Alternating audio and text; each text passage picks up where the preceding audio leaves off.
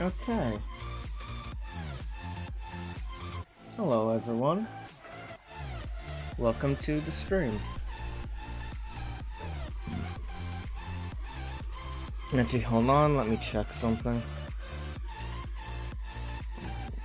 Just want to make sure. Yep, I'm louder than the music though. I think I'll just bring the music down a little bit more. There we go.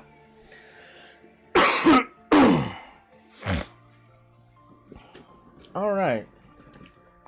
So. I apologize if you hear any noise outside.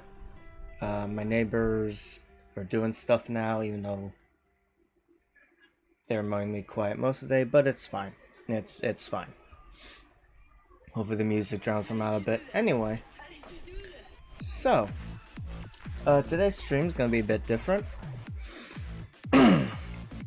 I used to have a channel with my friend Matt. You will know Matt as the guy that joins me for a few things every now and then, like yesterday's Deep Rock Galactic stuff. He also makes his own stuff. But yeah, I digress. And I used to have a channel, we made videos, it was just Let's Plays and some other stuff here and there. But that thing has been dead forever. Mutually, we're both like, we're done. So, for a while I've been wanting to see if I can make a video again. And an idea has been floating in my mind. Let me...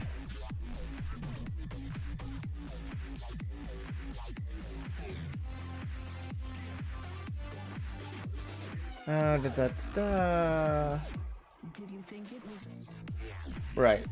So there was this leak list that happened from Konami a while back. Now this has all been debunked. They've come out and they've said that it's not real or not true, it's fake.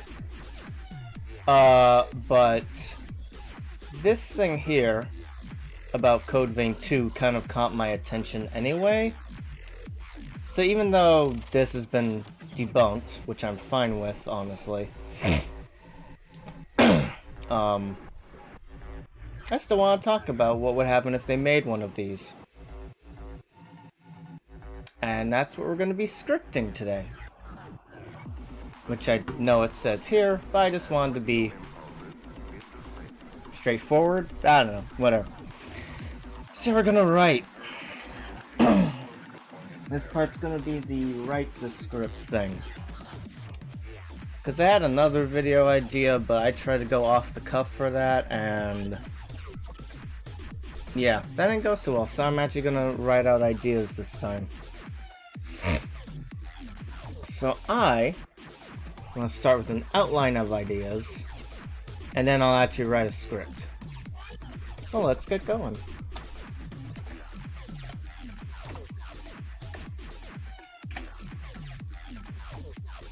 I remember having to write outlines as a kid, in elementary or whatever.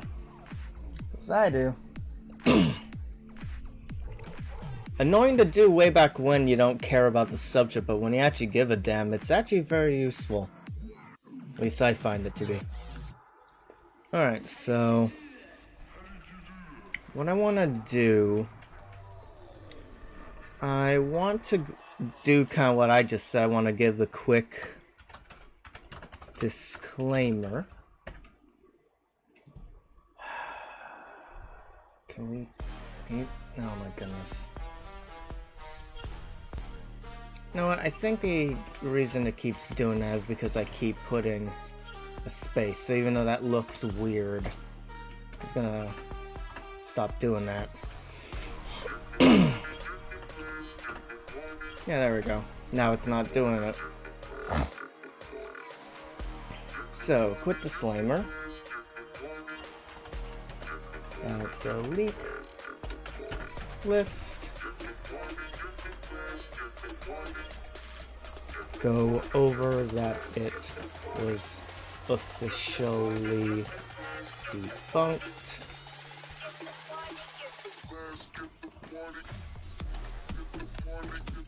But got me thinking, and I want to talk about it.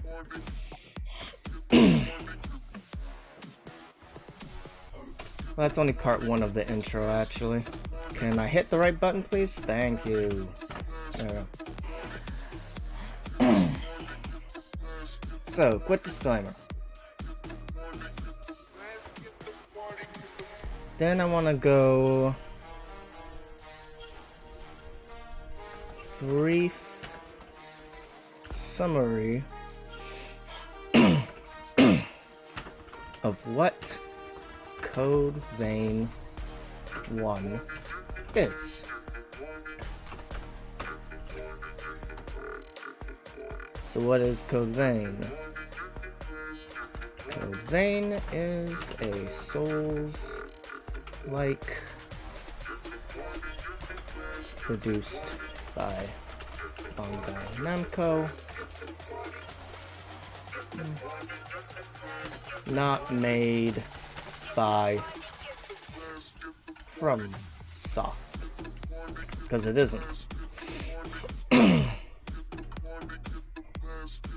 Let's see, so besides that,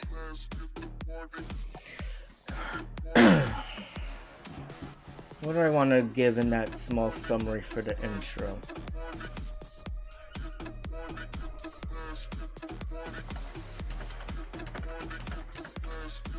Let's say we talk about how it is very anime.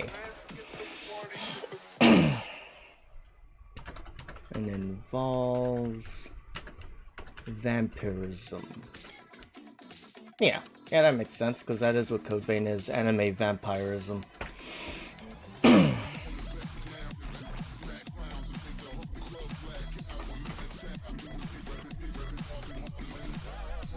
think after the summary, quick restatement that even if the leak is fake, I still like to talk about it and transition into the actual video.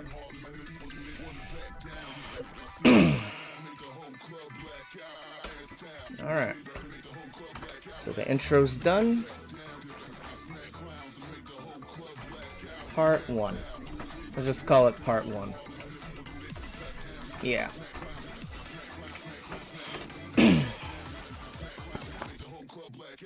So, Part 1. What should Part 1 be?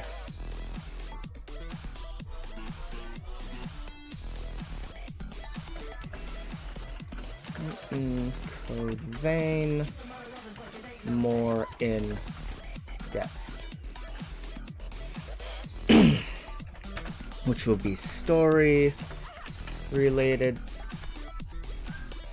I think that was Ninja's haha noise in that song. Sorry, that just took me out of my thought process for a hot sec. Yeah, anyway. Facts, characters, growth, and the 3 endings.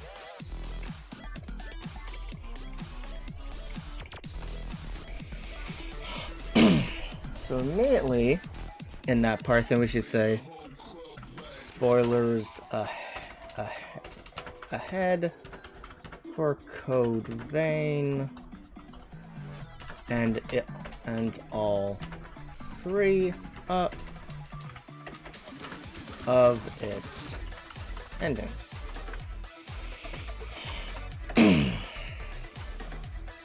Also, I know there's a more official program for script writing.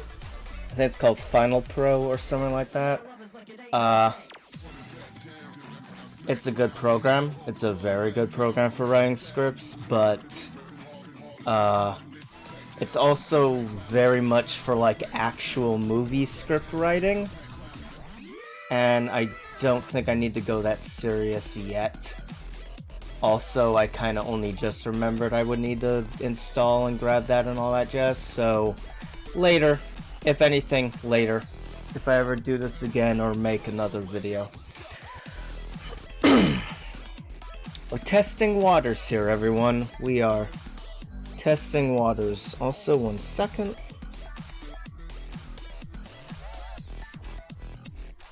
Okay, that is not a ping on Discord that I need to answer or deal with. We're good. Just wanted to make sure.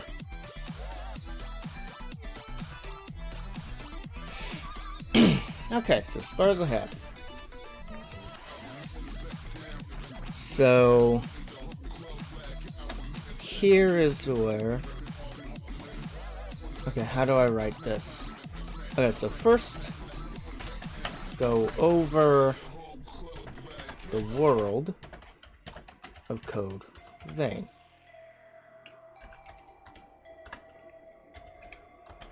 Post-apocalyptic details. Apparently that's not how you... Oh, there's the T. Right, I knew there was a T in there. Alright, post-apocalyptic details, characters, and brief summary of stories.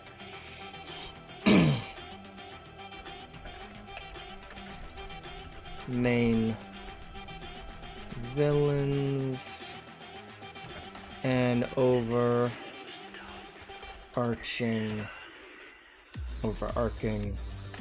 plot that leads to the endings.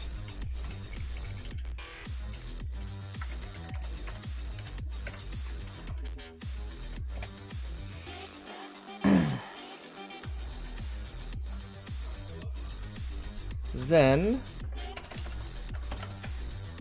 go over the 3 endings and what leads to them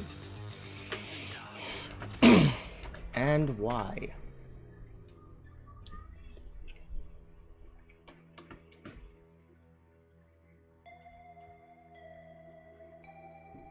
Yeah.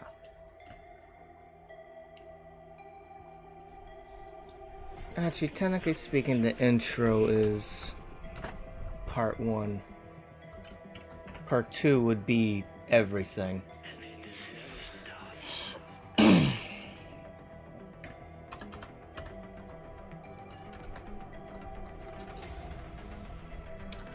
Then this is where we would go over why all 3 endings technically the canon points to jump off of in a sequel.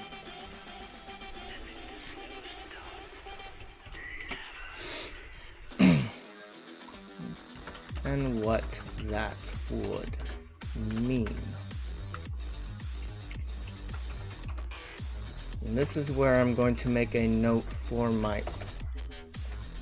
myself. Nope. There.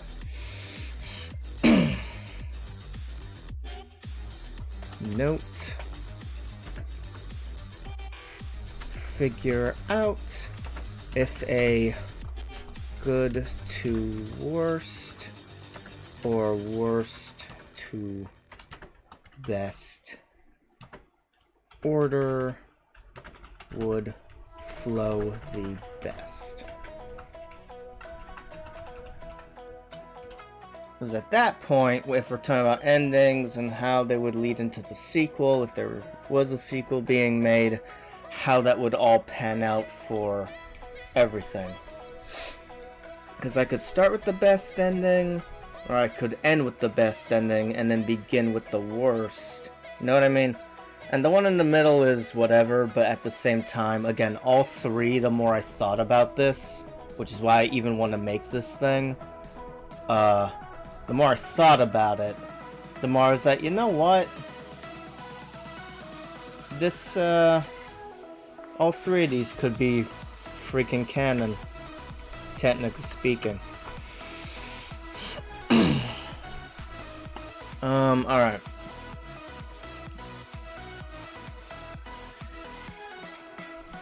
What that would mean for each. I don't know.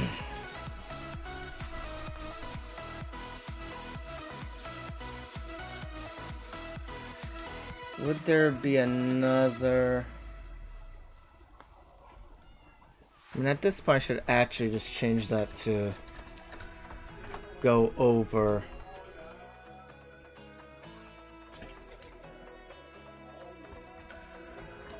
Code Vein's details. Yeah, that makes more sense. And honestly, I think that would be part 2, wouldn't it? Probably. Part 3. The end.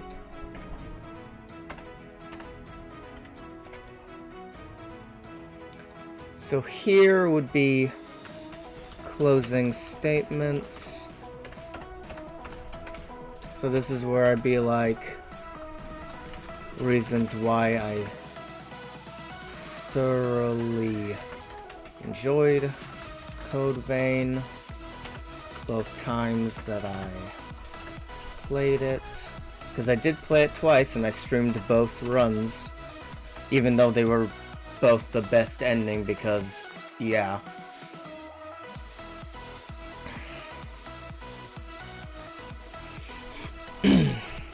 Reasons why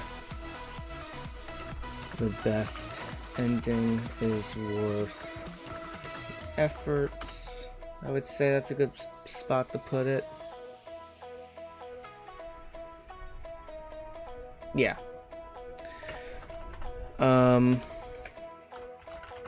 I guess here would be like what a sequel would mean to me. Why did that auto cap that? I don't know. Oh, I think I put a space. That might have been why. Before I erased it. Let's see, so...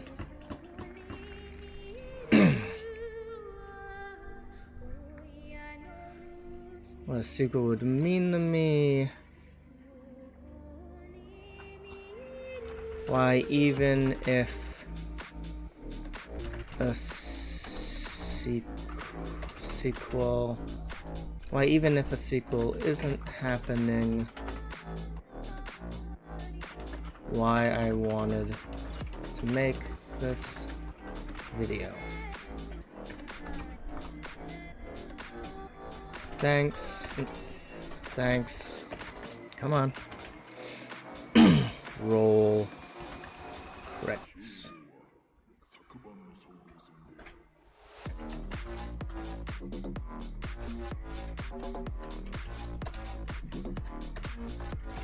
Finn.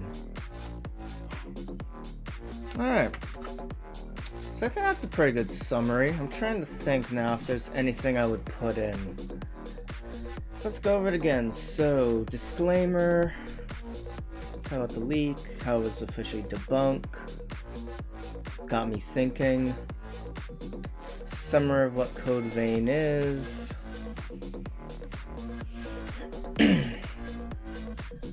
Quick little restatement.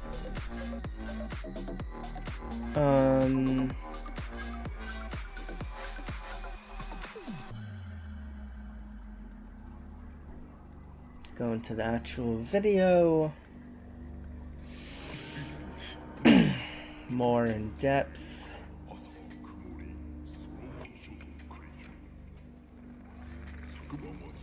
I'm gonna skip the song just because the talking. Oh, wait a minute, that one. Whoop.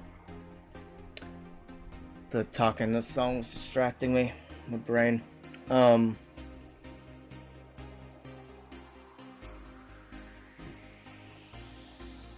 Yeah, so going to actual video.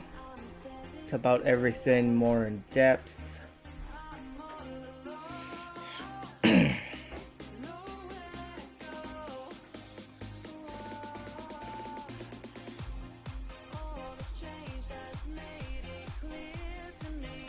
Yeah, I think that's a good summary, or a good outline rather, of everything. I like that. Oop. Didn't want to do that. Alright. This should have a... There it is. Right at the top.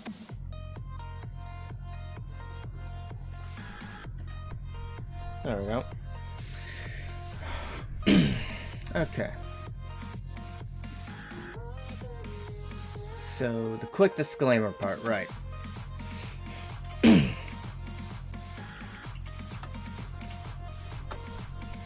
So now we're actually going to write the script. Disclaimer. Bandai Namco. Wait.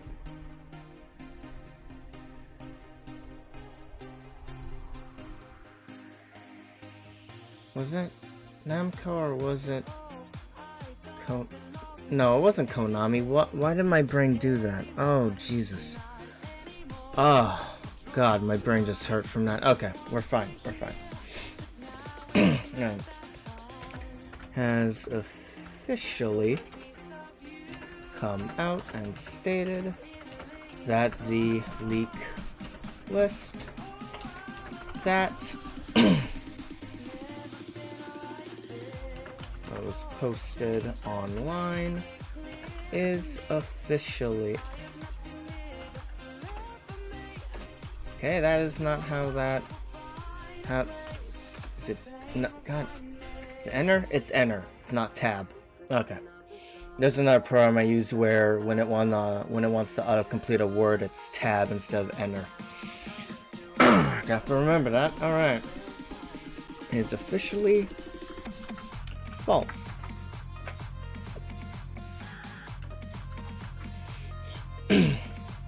Everything on that list seemed to have been the wish list of said leaker.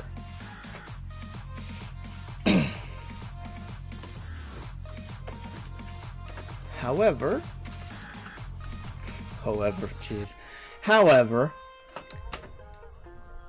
the entry of a Code Vein 2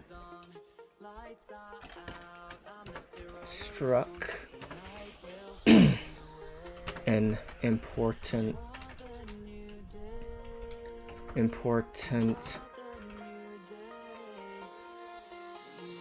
chord with me. However, the entry of a Code Vein 2 struck an important chord with me. For those that remember or don't, Code Vein 1 was one of the first games that I streamed when I started to stream on Twitch. As such, Code Vein means a lot to me on a personal level, and I have gone back and re-grabbed all of my original playthrough footage for this video. Which I did. I actually left my computer on last night when I went to bed and downloaded all my old archive footage off of YouTube. Which was the whole point of making a YouTube archive channel. For moments like this, if I ever wanted to talk about stuff. Though I might grab some footage from the second playthrough as well, I don't know. Depends on Shaking My Gamer subs. Depends on how things go, yeah?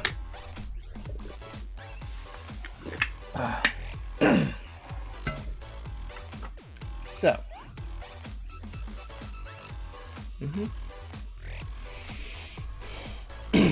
Also gonna change don't to or aren't aware. Yeah.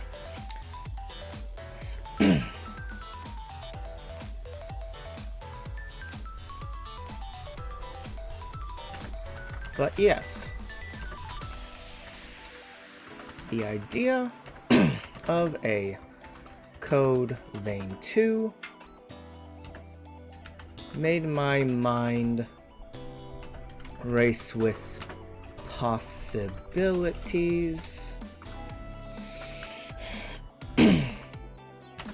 Enough so that I figured, why not make a video about it? And here we are.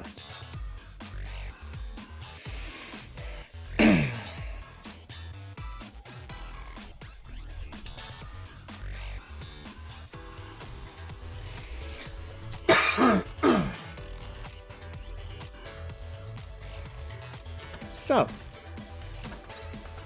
without further ado,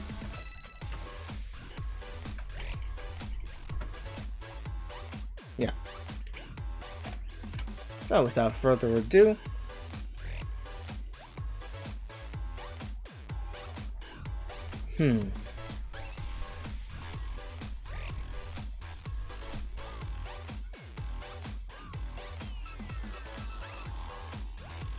this is how I think a Code Vein sequel would work out. I like that. That's a strong intro, especially with the footage. Definitely with the footage.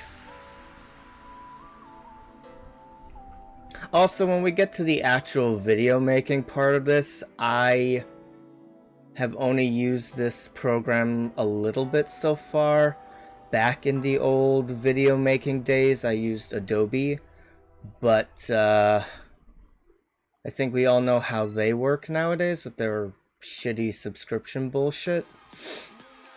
And it basically is them putting their fist into your wallet and just grabbing money. And this one was pay for it once and you own it. So I did, and here we are. But I haven't used it that often is my point, so when we get there, might be a lot of growing pains, just to say. So bear with me at that time. Also, I see messages, hold on.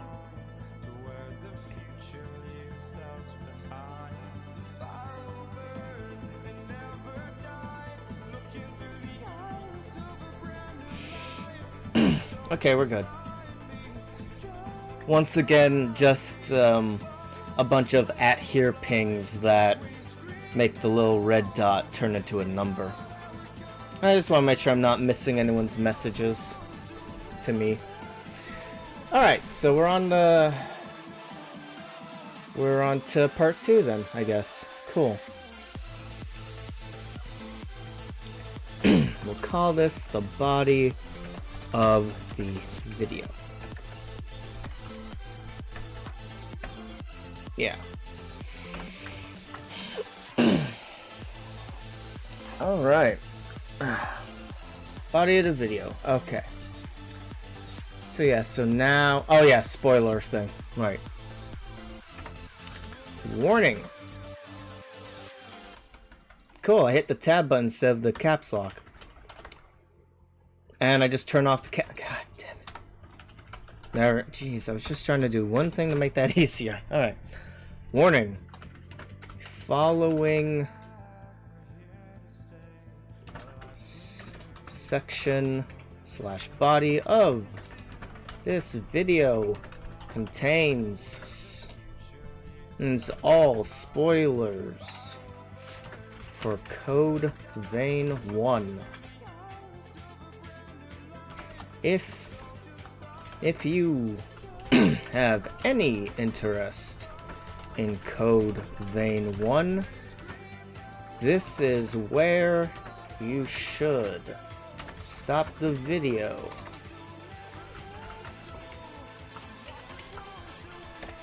Stop the video. Play through all of Code Vein. Then once done and satisfied. Then once done and satisfied, return to this part of the video and continue watching. If you have done the above or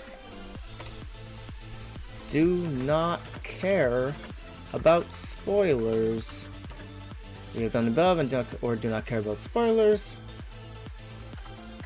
please enjoy the rest of the video and my thoughts.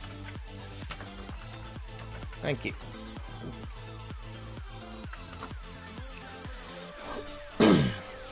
I don't know about anyone, but I take spoiling things for people very seriously. Like, just ingrained in me that, like, if it were me and I got something spoiled, I'd be very sad or upset. So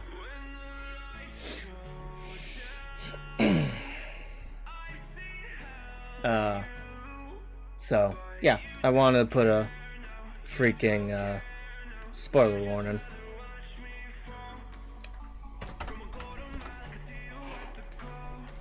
Also, if you're wondering why I'm double spacing a lot of this, it's just because on that script program I mentioned, everything is double spaced, and it kind of helps. I think it's like a psychological thing where, like, if there's a space in between things, it's easier to read in some cases. So when we get to the recording my audio phase,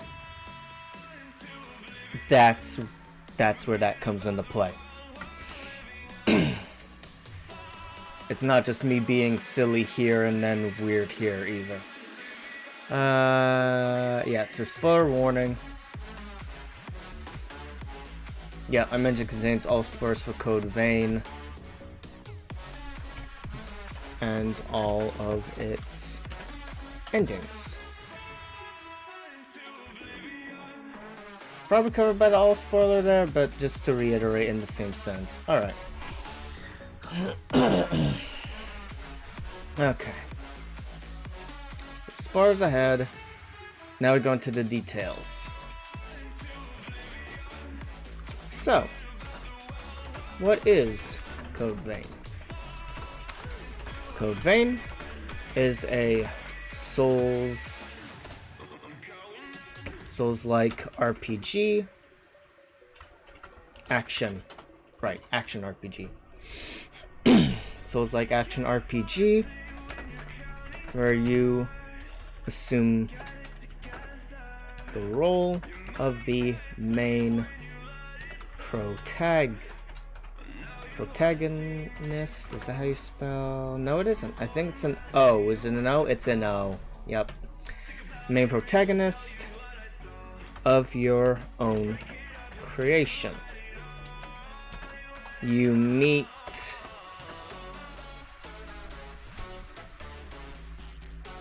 and I'll just play the footage at that part. I don't remember her name right now. Of your own creation. Once done with character creation, insert joke here of it taking me personally an hour to make my main character. It actually did. I remember that very specifically. A little less so the second time, because I basically made the same character and then just made it female to differentiate the first playthrough from the second playthrough. That being said, I actually like my character.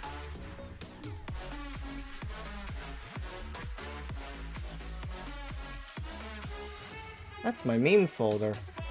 Thank God there's nothing bad there. Nope. Nope, stop pressing the wrong crap. Well, that's a spoiler.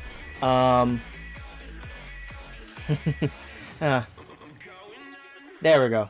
That's what my guy looked like, at least on the face and the upper torso.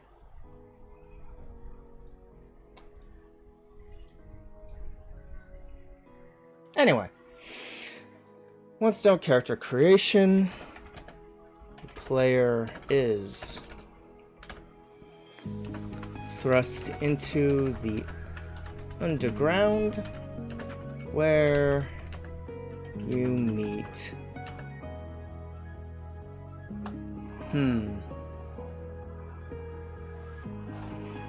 meet your level up maiden Io. Blue is Io. I know who I mean in my head, so eventually I'll go back and fix things with character names. You meet your level up maiden, Io. Go through the tutorial level and eventually meet Louis.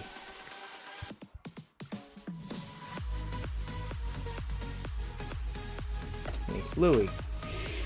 I wonder if I should put in a Louis C.K. joke and just have a picture come and be like, no, not that one.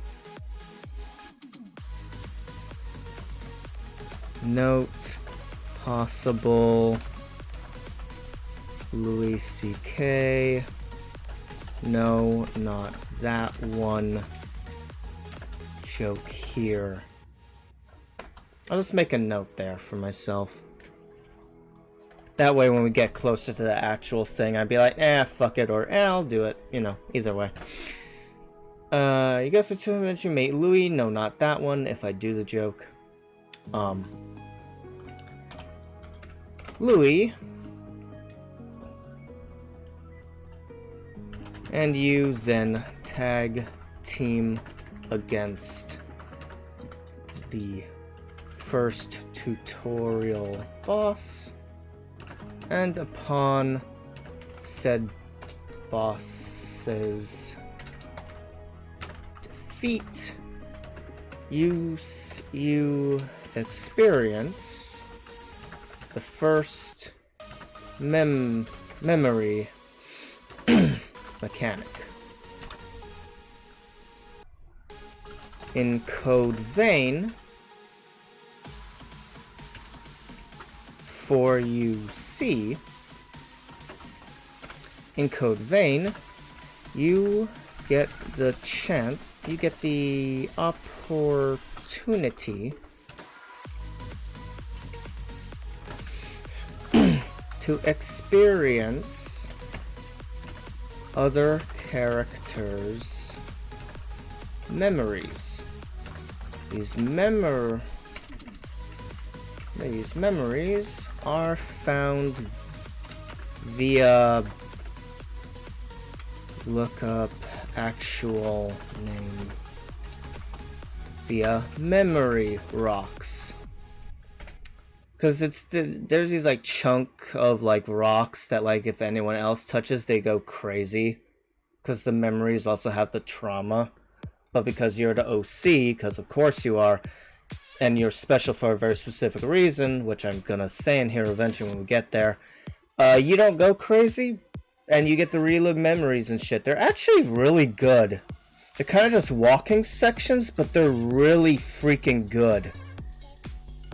In all honesty, they're the whole reason why I never did the bad or medium endings, because if you don't do those, if you don't do the best ending, you don't get to experience all the memories. Granted, there are a few that are side memories and they aren't important at all. But I want to experience the memories. They're in there, you know what I mean?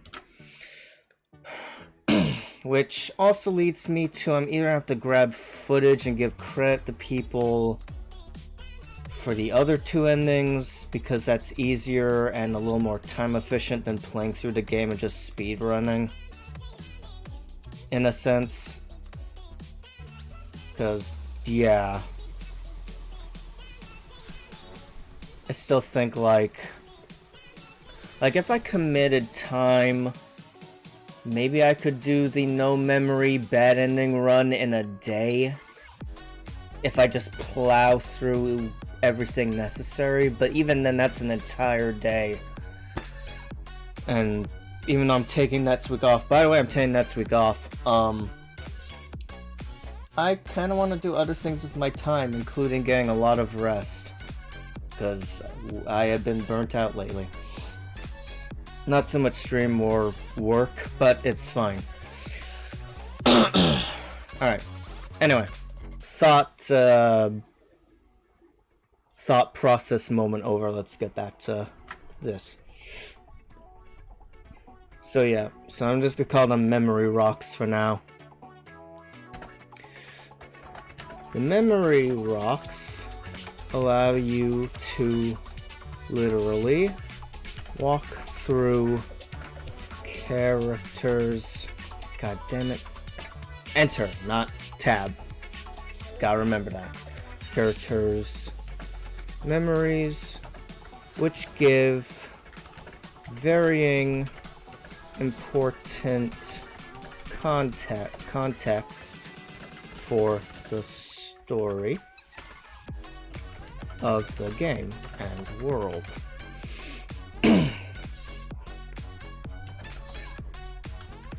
These memories are also what will determine which ending you get. As a Souls... Damn it! Keep doing that. As a Souls-like game, Code Vein has multiple endings. In this case, 3. A bad, middle ground, and best ending. We'll come back to these in a bit, but I want to establish the importance of these memory rocks now.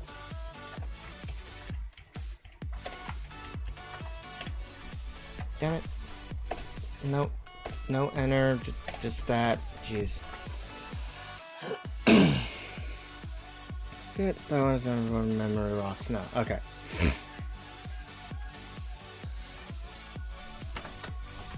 After the first memory,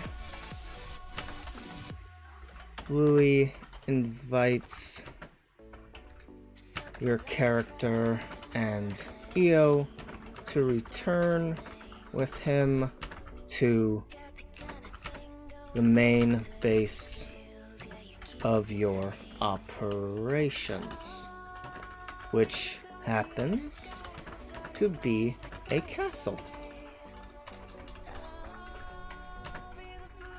Because we're vampire people.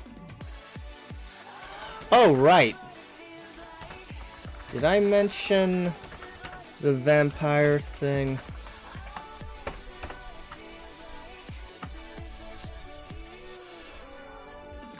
Insert title, joke, vampirism, and you. I think that's a good one. I think that's a good way to put that in. Oh, that makes me laugh. Alright. Vampirism and you! I just imagine me doing like a derpy, silly point. Anyway. Actually, there actually might be an emote where you point at the thing. Good thing if I need to get more footage, I reinstalled Code Vein, which should have my data from the original playthrough. Yeah. Code Vein is... Did I mention the... I didn't mention the Apocalypse, but I'll mention it.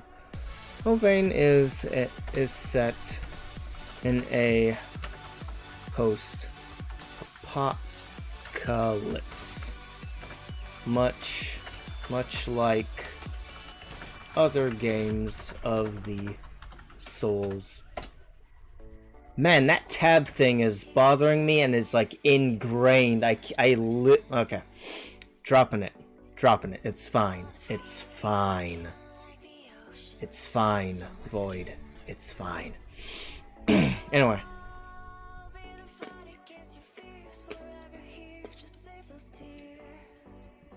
Actually, hold on.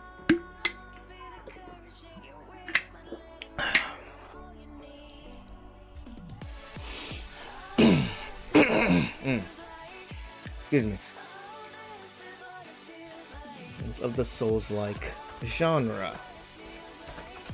In this case, however, the dead were brought back via a program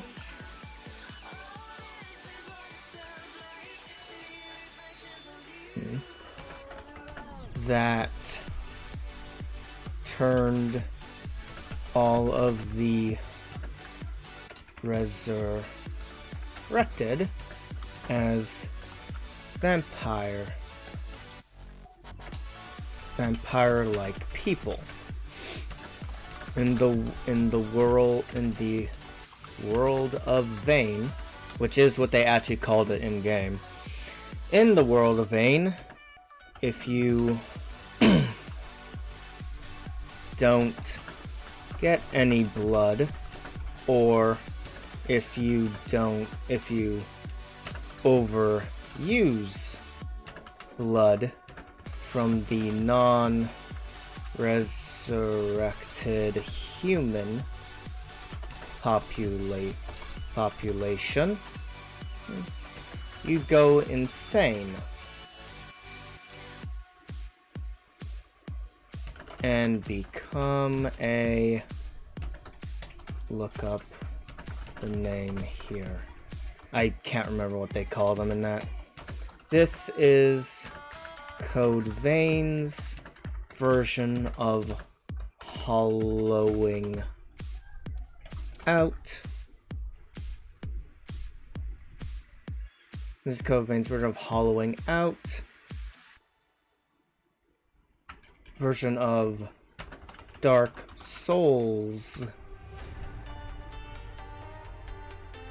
Souls' hollowing out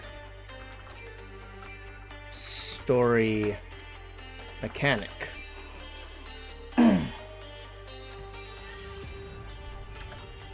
As such, the Lost. That's what they're called. They're called the Lost. And become one of... I actually remember. The Lost. As such... so you become one of the Lost, Code Vein's version of Dark Souls' hollowing out story mechanic. As such, characters that you meet are essentially holding on and holding out from becoming one of the Lost. Most, if not all, of the enemies in Code Vein are part of the Lost, and they vary in shape, size, and strengths.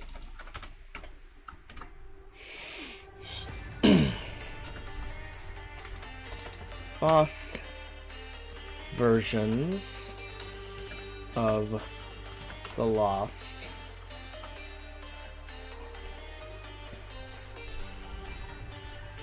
usually have a thematic mechanic and a unique fighting style that challenges the player to use their sets of skills and classes. I see Discord things, hold on. Okay. All stuff that I don't need to worry about. We're good.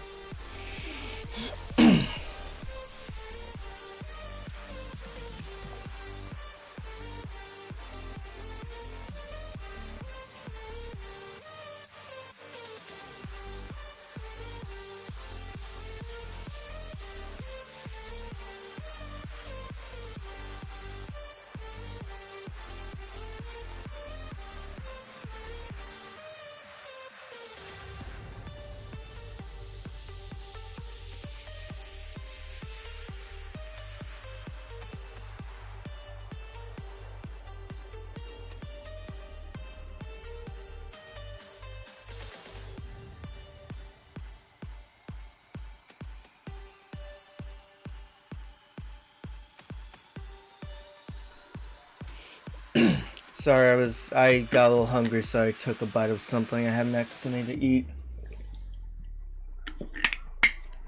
I didn't want you all to hear me chew. I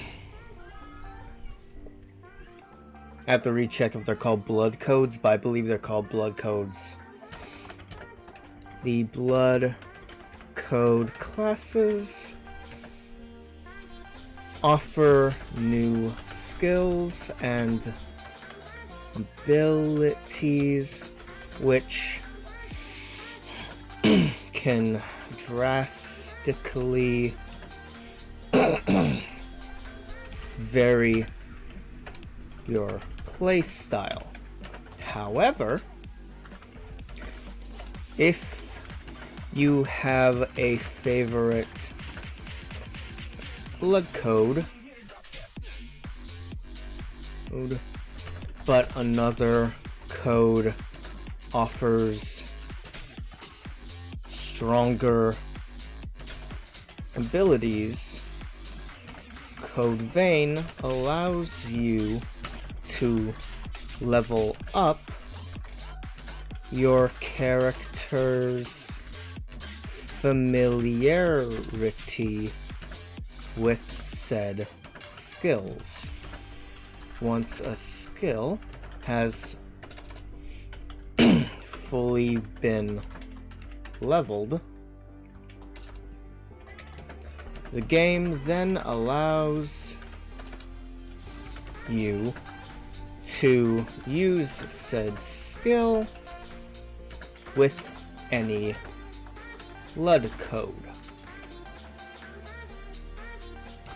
thus allowing for further customization and unique combinations for the player's play style. And it's a really good system.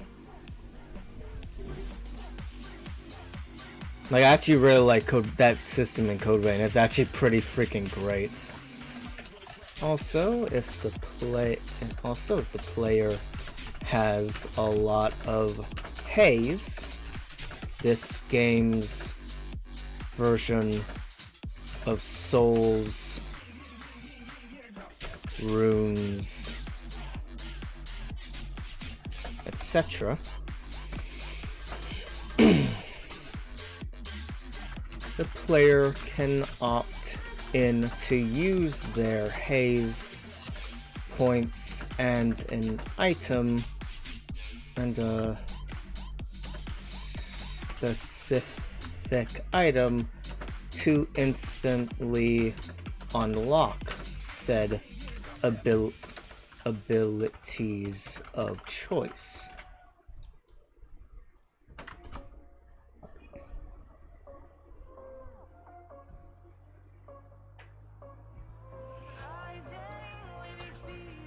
Thus is the world of Vayne and its mechanics.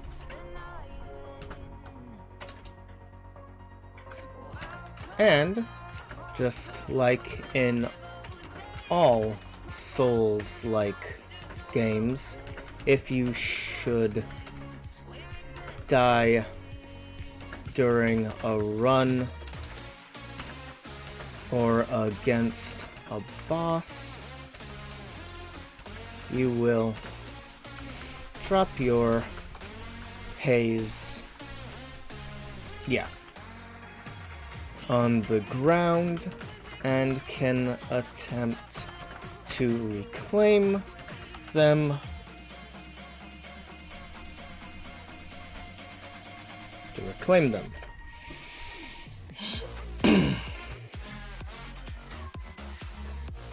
Okay, is that every mechanic? I mentioned the vampirism. Mentioned how the points are called blood and how blood works. Mentioned the enemy type, which is the lost, and the varying shapes and sizes and the bosses. Mentioned how leveling works.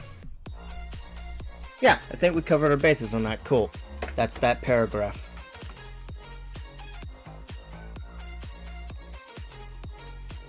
If I keep doing that, don't worry about it. I'm literally just making sure I'm not missing anything important on Discord. That's all that is. I'll make a different pause screen. Because, you know, my normal pause screen, you can see everything. In my case, I'm just trying to respect people's privacy. If it is a private message, you know? Anyway, the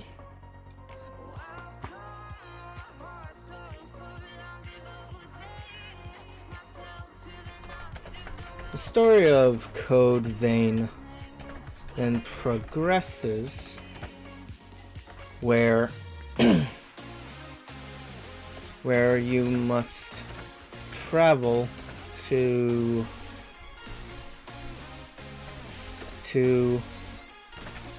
more locations. These 3 locations introduce us to important establishing details. One location brings up the fact that there are still humans in the world of Vayne,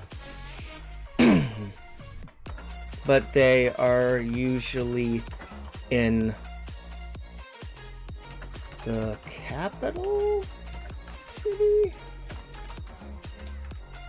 Recheck that. I gotta recheck that. I think it's the capital city, but I also could be wrong. A city where they can live normal lives as long as they donate blood so that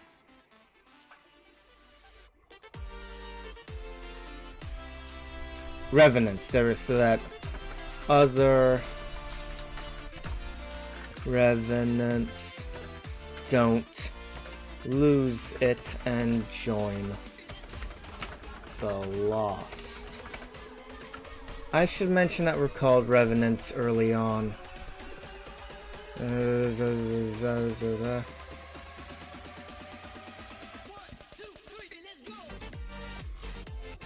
Meet Louis.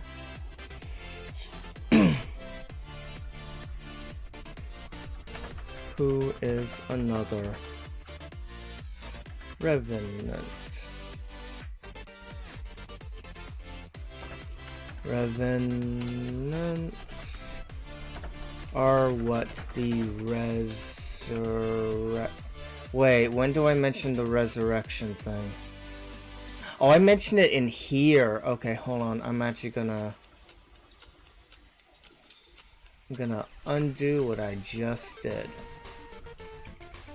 Flow is important when you make videos. You want things to flow so that people can follow along, especially if they've never played or experienced the thing you're talking about. And all the as vampire-like people called revenants. Yeah.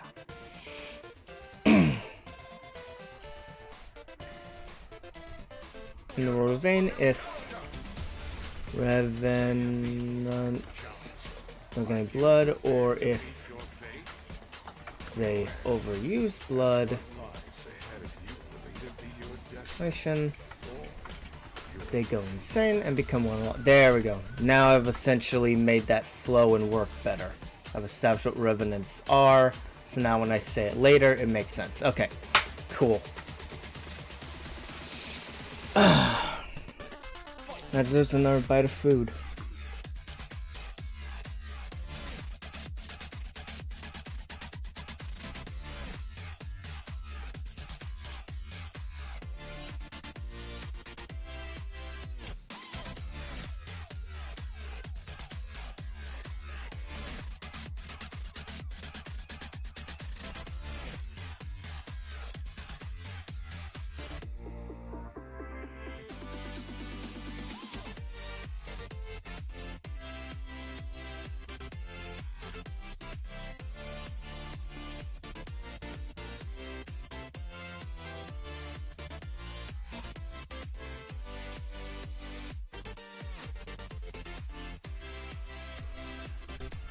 Okay. Just to recheck, that is unmuting me. Yeah, it is. Good. Just wanted to be sure.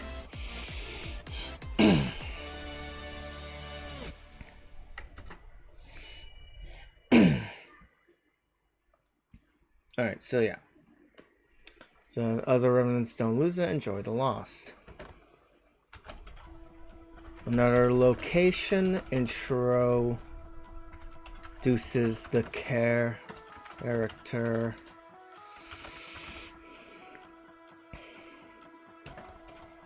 Jack and his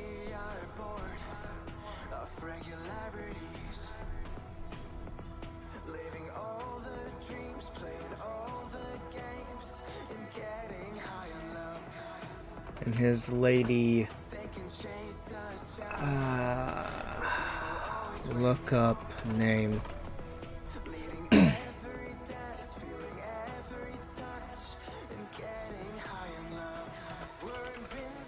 Jack is an interesting case as he is introduced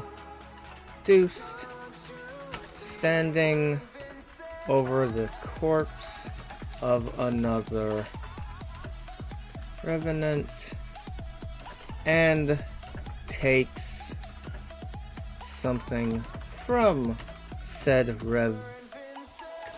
revenant and shoves it into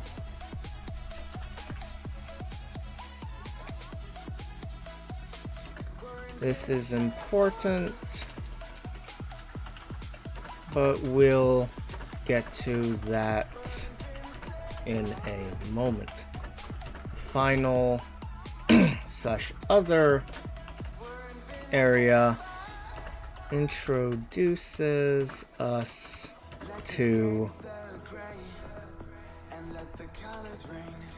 man, can you tell I haven't played this game in a while and I'm blanking on character names because I am.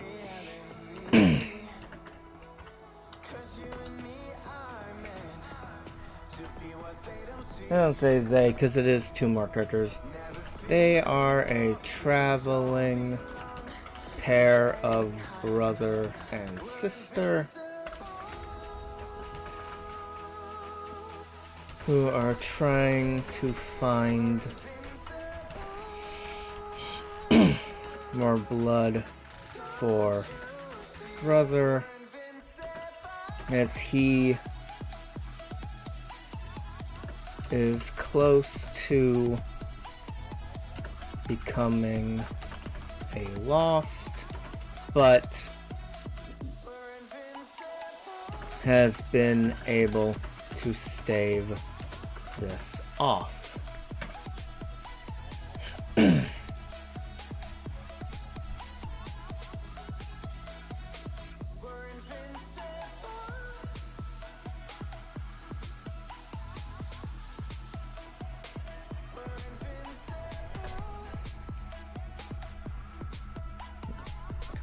This, however,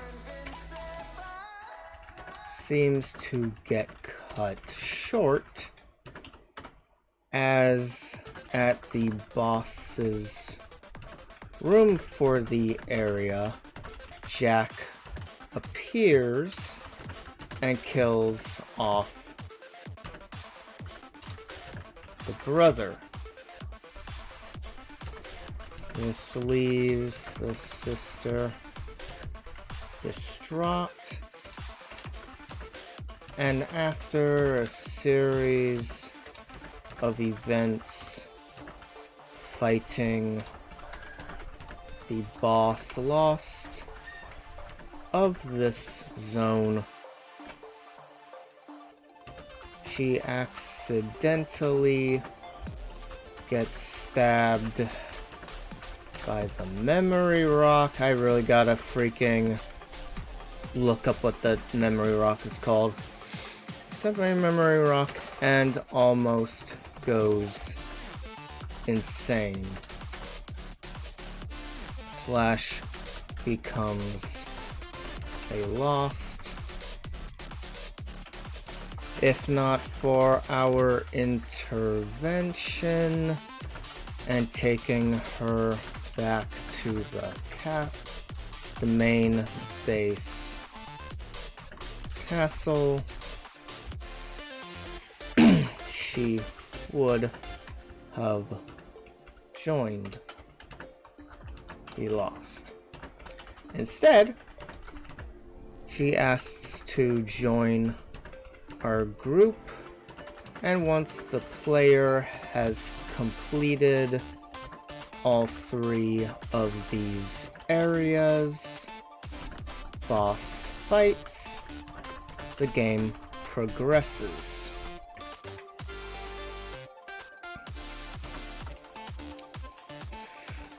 Okay, let's see. Right, I remember where we go. The next phase of the game takes us to a place I personally like to call not Yharnam. Not Yharnam. This cathedral of the sacred blood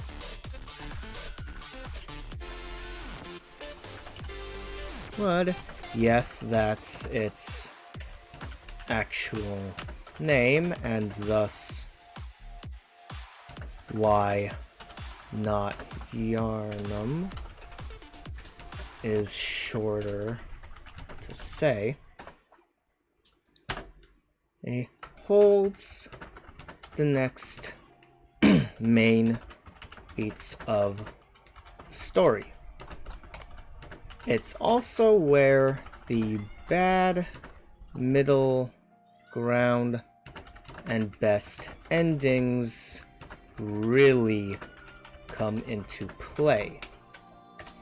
The reason why I highlighted and explained how the memory rocks work early on is that at this point in the game, let me see, from memory, it's that character, the brother, his friend, I think one more, yeah, one more, yeah, is at this point in the game where the next 5 boss lost memory rocks are important mechanically. From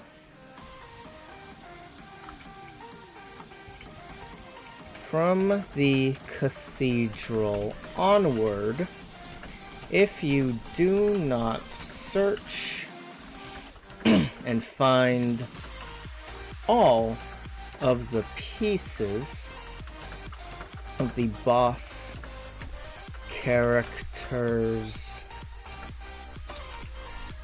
memory rock,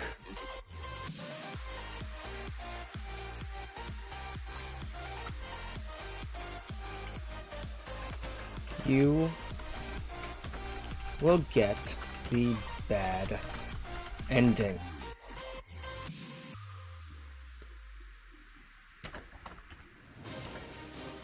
The middle ground and best endings need you to get all of these boss lost memories, as it plays an important role.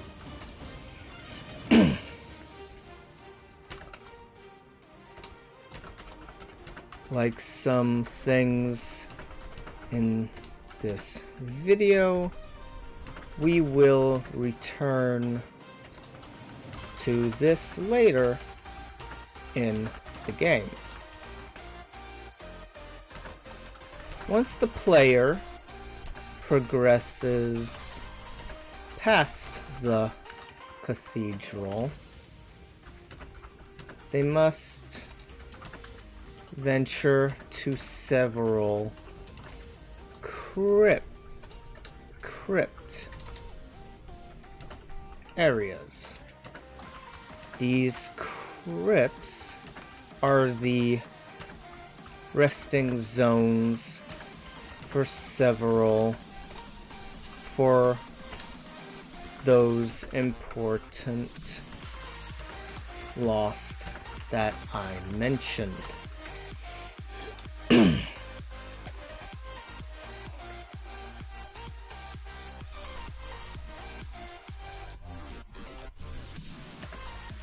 After completing these crypts,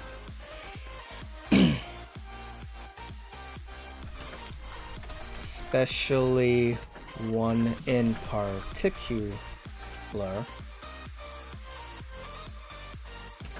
we are introduced to the game's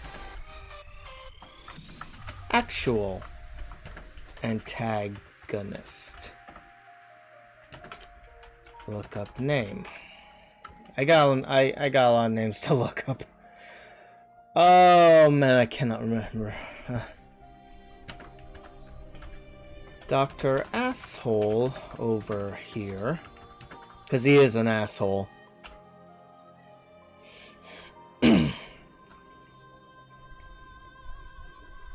Has essentially been on an ongoing experimental rampage that has affected many key characters of the game.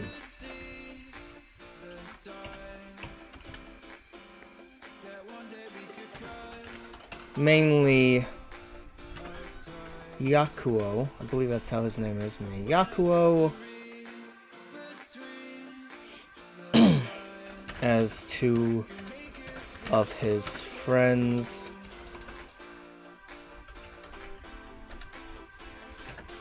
were turned into Boss Lost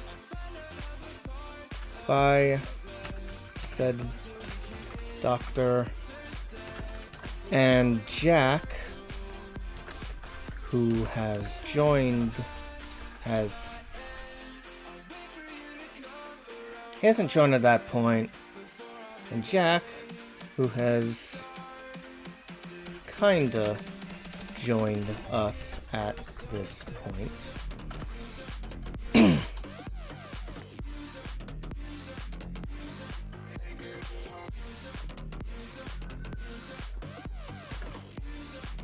Whose lady friend was also targeted and turned into a semi-lost by said. I'm just saying by said doctor until I look up his name.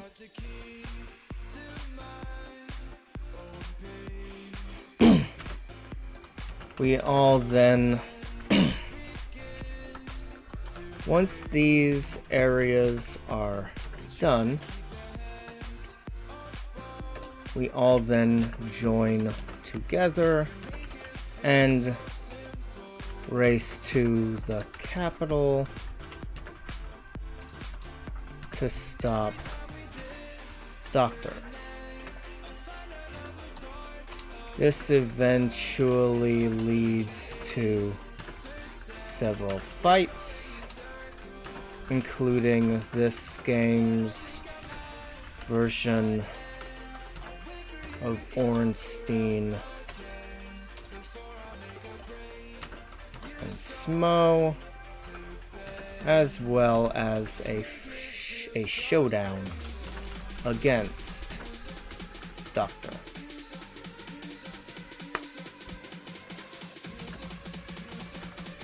Although we defeat him, he reveals several plot points that were unknown.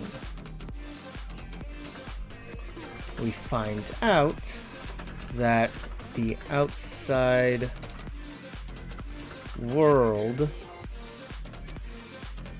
is technically still around. However, we learn that the apocalyptic event was actually one after the other. The first event was the arrival of horrors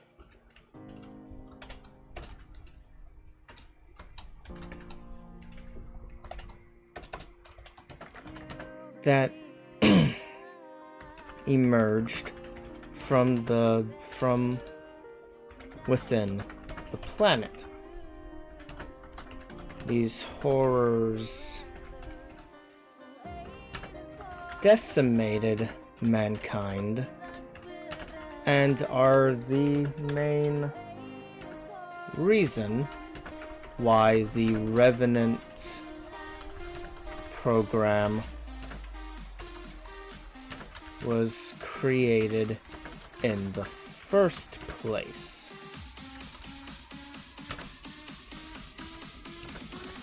The unfortunate second event was when the main and first ever lost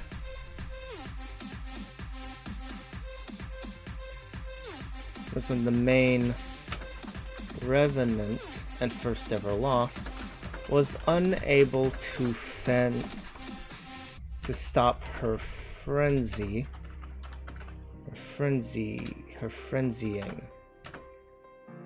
Are you supposed to frenzying?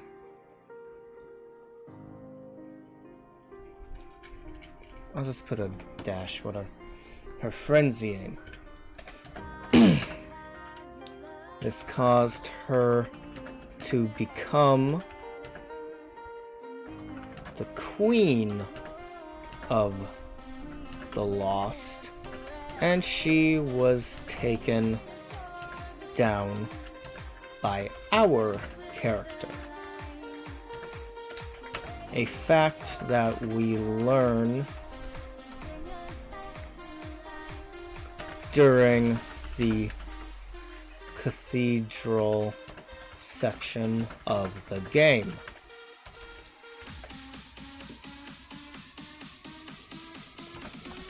Our character was then slain by Jack, and we were essentially dormant for a decade or two.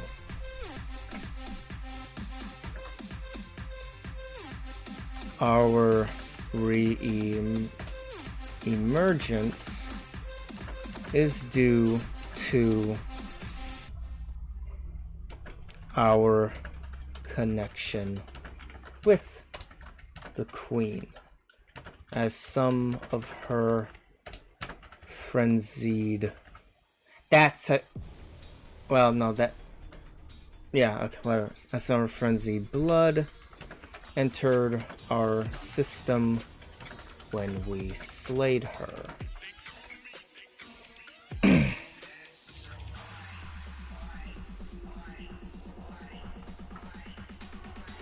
I have to go back and add certain details because I skipped a few things, but I'm on a thought train, so we're just going to finish the thought train.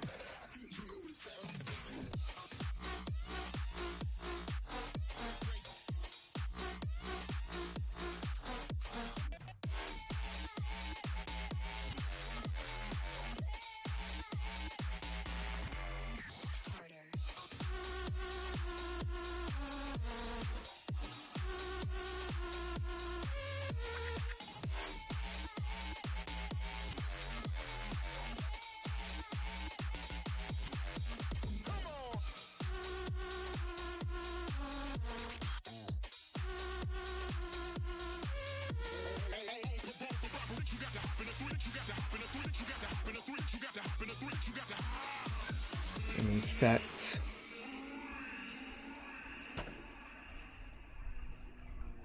man, I really need to look up certain character names. I think he was called Caesar or Corporal. He was called something.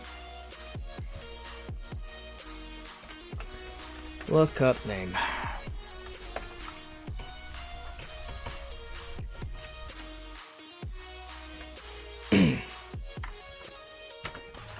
Once Doctor is defeated and reduced to ash, we then need to race to get to Guy and stop him from frenzying.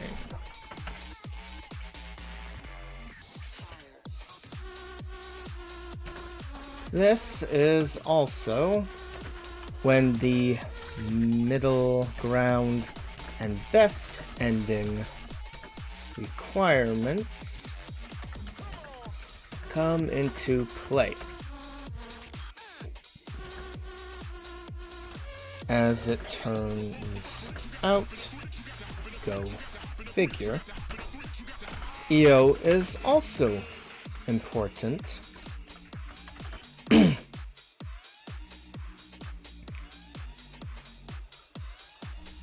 And so are her memories. In the final level of the game, memories of other, I think they're called caretakers. I'm gonna look that up too. Are scattered within. Finding or not finding all of these memory rocks are the determining factor for the middle ground and best endings.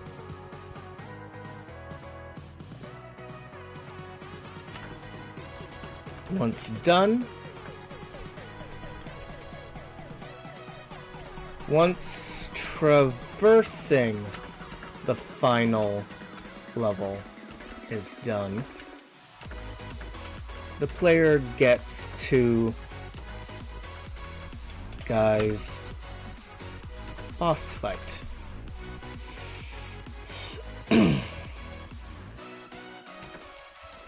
Defeating him then leads to either an ending or an additional fight, which then leads to the other endings. Alright, so now I need to go back and add some details, but I also need a break. So I'm going to take a short break. I will be right back.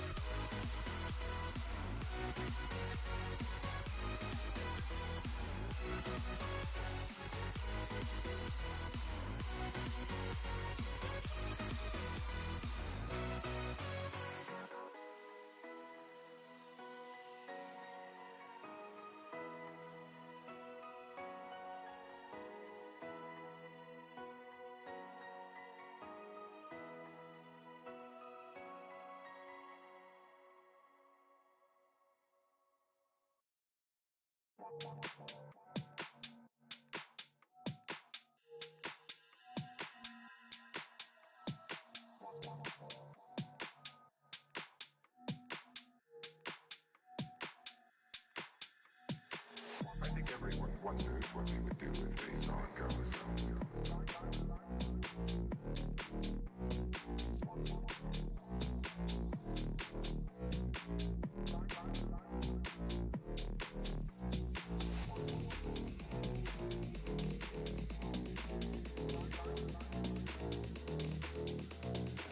I think everyone wonders what they would do if they saw a ghost. afraid of your ghosts, Bridget.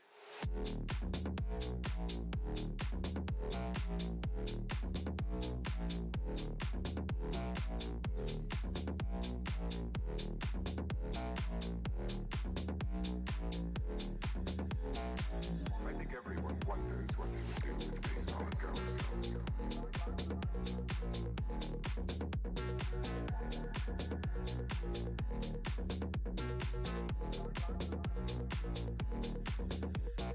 I'm not afraid of your ghosts, Bridget.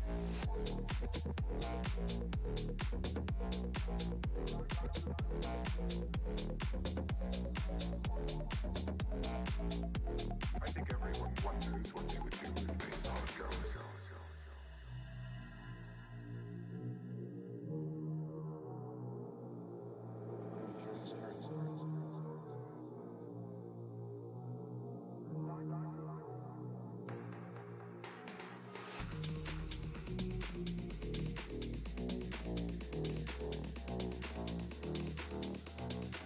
I think everyone wonders what they would do if they saw a ghost.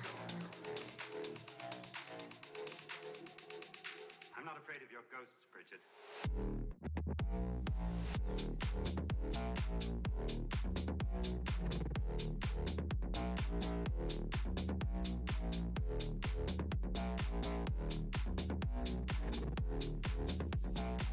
I think everyone wonders what they would do if they saw a ghost.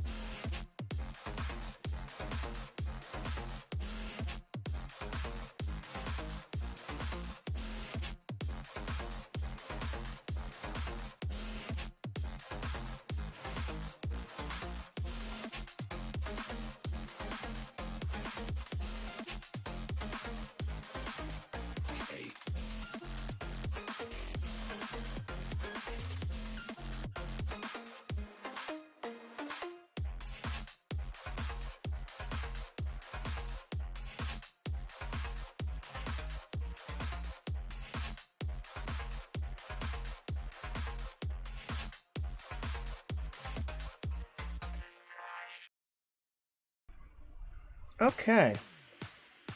I am back. Just needing a little break. Finished my food, and yeah. Alright, so I need to talk about when, what's her name doesn't hate Jack anymore.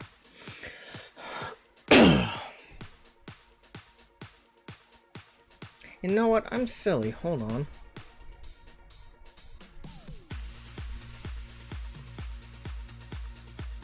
I just do this and then we look them up.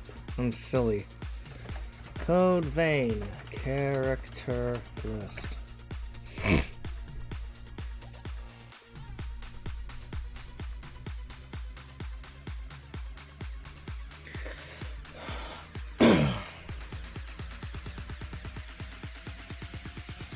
Mia and Nicola. There we go.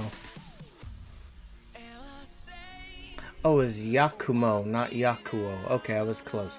Ah, Mito. There we go. That was the asshole's name. Alright. There we go. Did I mean it up? Well, there's EO. Where's my... There it is. Alright.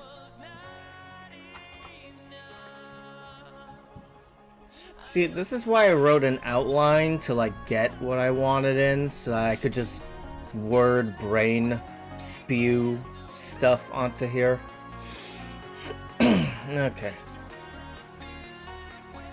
Her name was Io, right? It was.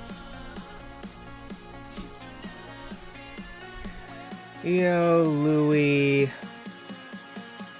Still need to look up the Memory Rock name. I'll do that eventually. Let's start with characters. Okay,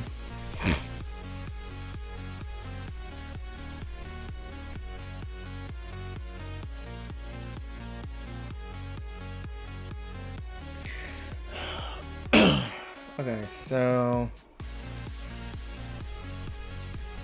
Yeah, what was her name? Jack and... Eva? Who is Eva? It is Eva.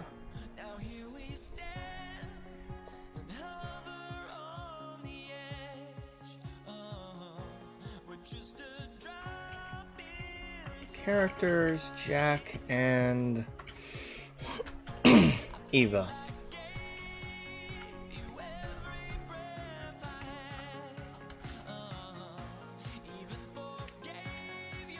And then we have Mia and Nicola.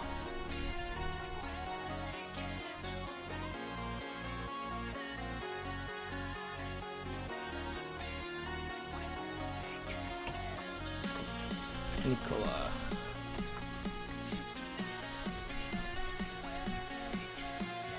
And kills off Nicola. This leaves Mia distraught.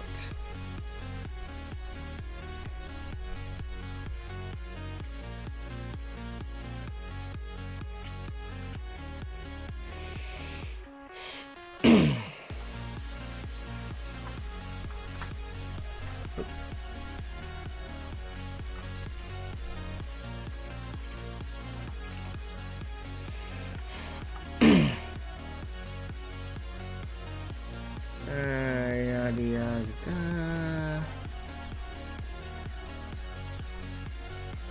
Antagonist Juzo Mido.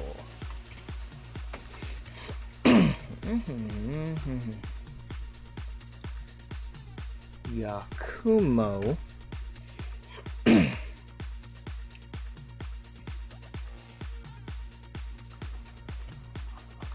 Mito.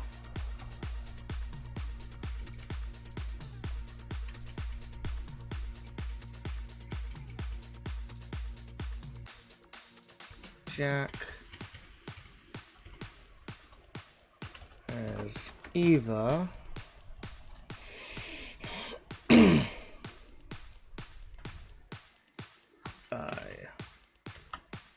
Mito. To stop him.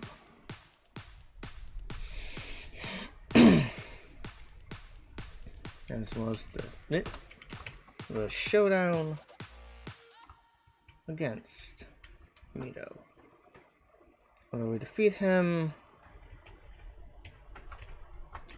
Mito reveals things.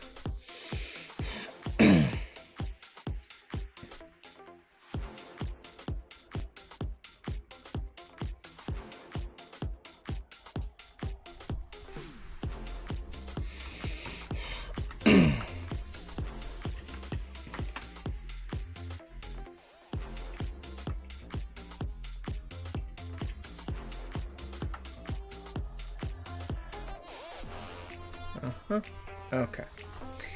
So Silva, right. His name was Silva. And in fact, Silva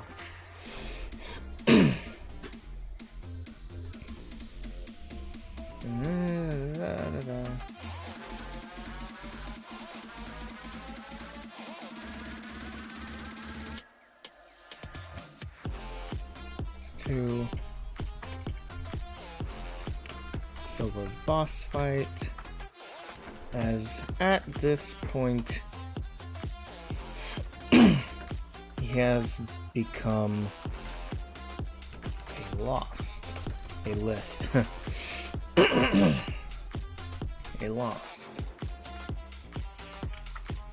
Defeating Silva. Now, what was her name?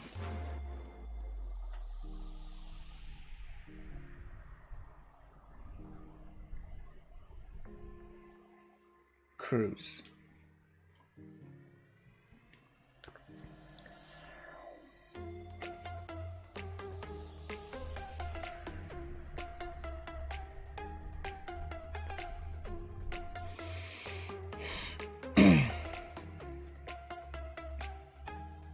Was when Cruz first ever main Revenant, first ever lost.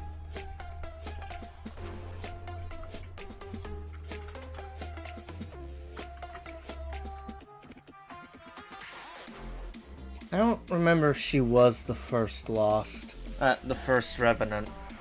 I don't think she was. I think there were Revenants, but when they tried to make her one, she went crazy, became the queen, and yeah, the events play out from my memory. Good thing I have footage. So much footage. Alright.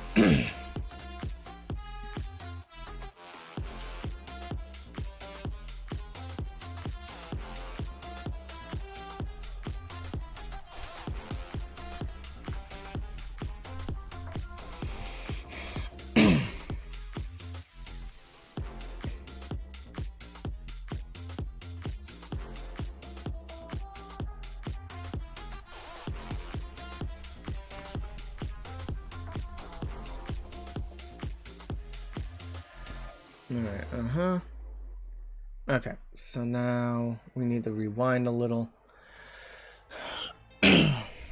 So Not Yarnum happens. I mentioned the boss lost memories. Alright, the crypts. Yeah, this is when I should.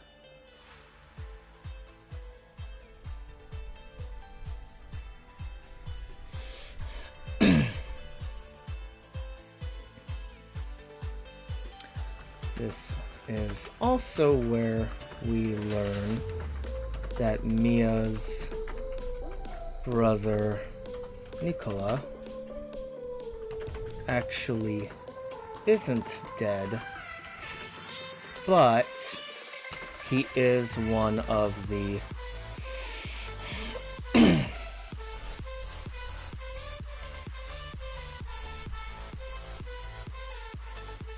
I had a name for them too. Shit.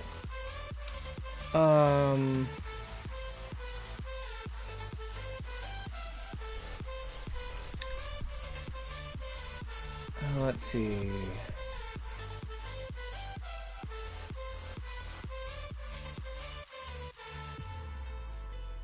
doesn't really...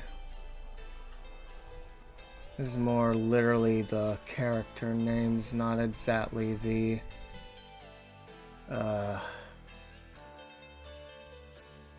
Yeah. Okay. I'm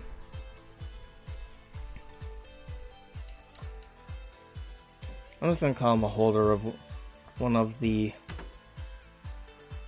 vessels for a relic of Queen.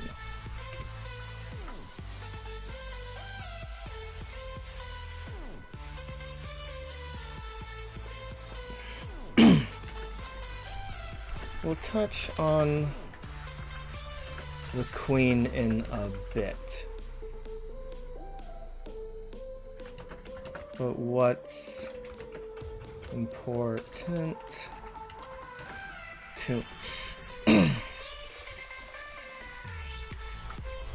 know, to note at this point is that when we meet up with Jack again, Mia forgives and appreciates the fact that Jack looked over and helped Nicola.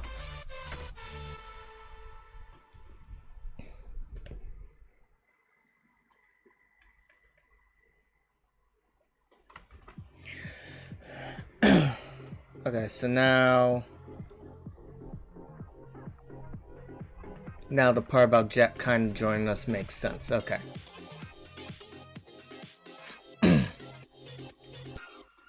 Now we need to expand on the second Apocalypse event with Cruz. And our character. Again. And this makes sense with the whole Jack thing and us.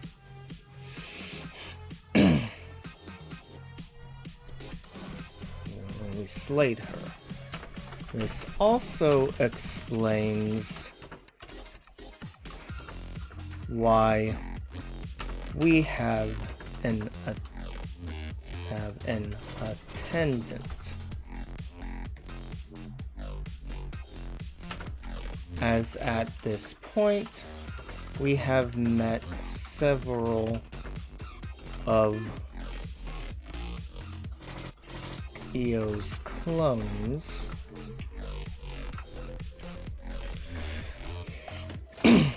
all of whom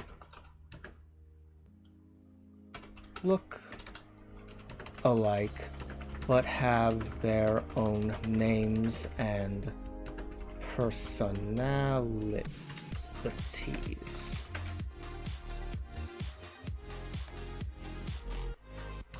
Eo happens to be our attendant as the relic that we gained from defeating Cruz was the Queen's blood.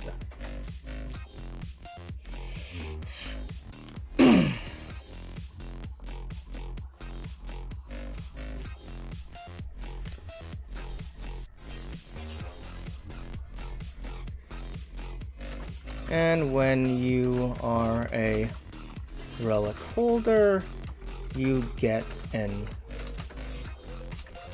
attendant. I think that makes more sense now, I think. Let's see.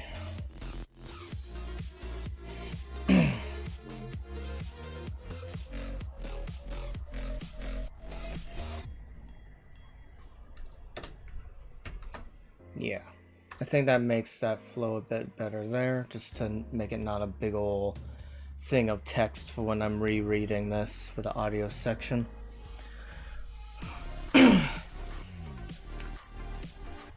Alright, oh wow, it's been 2 hours. It does not feel like it. I'll sip to that.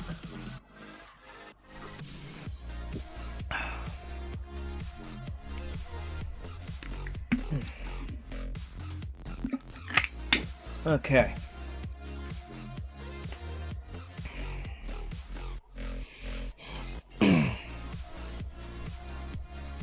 You get an attendant appointed to help you stave off frenzy.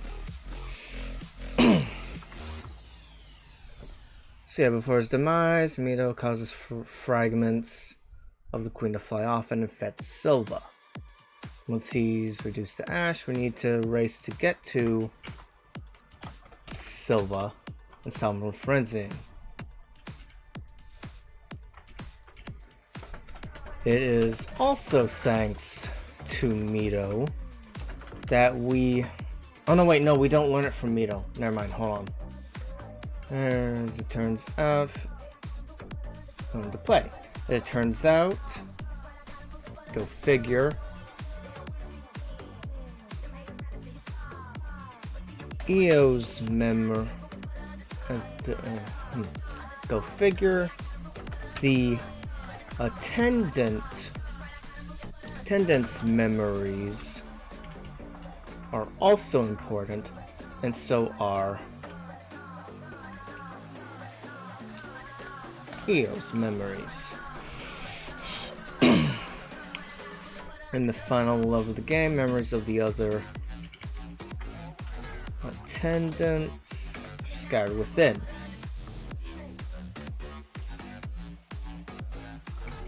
Then we also learn from another side character in the final level that the reason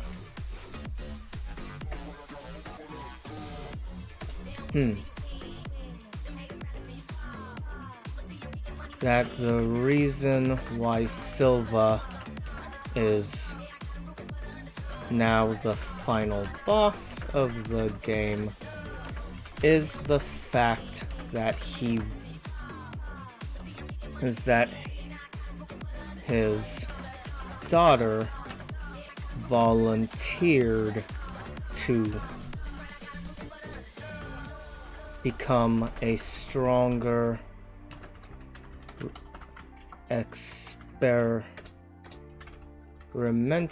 revenant, but ended up becoming the queen. Yes.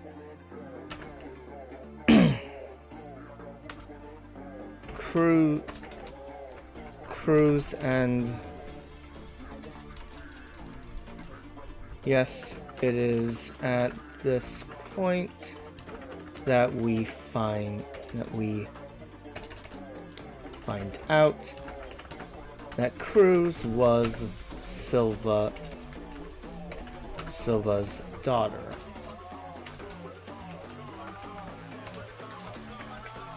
It's a big twist too, because like they look kind of similar, but you don't really put it together until the side character guy's like, oh yeah, that was his daughter. And you're just like, what? But then it makes total sense because of course she would volunteer.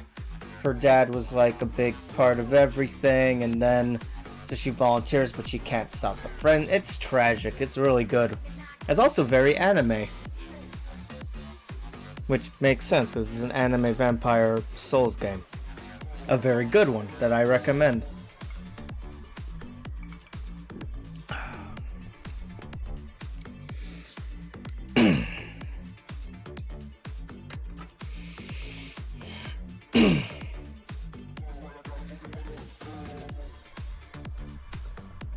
In any case, finding or not finding all of these attendant memory rocks are the determining factor for the middle ground and best endings. Once the level's done, they get to the boss fight, and you fight him, you either get... Cool, yep. I think that's some... excuse me. I think that summarized the story stuff pretty well. So there we go. Yep. Overarching plot that leads to the ends. Now we talk about the 3 ends. And then the super fun part, the theorizing.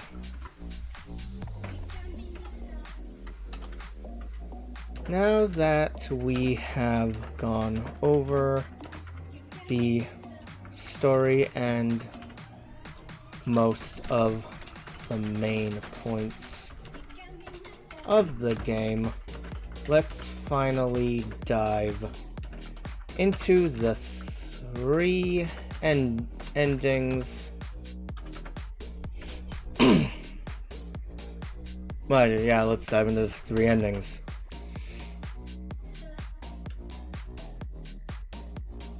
Three endings and why they are valid jump off points for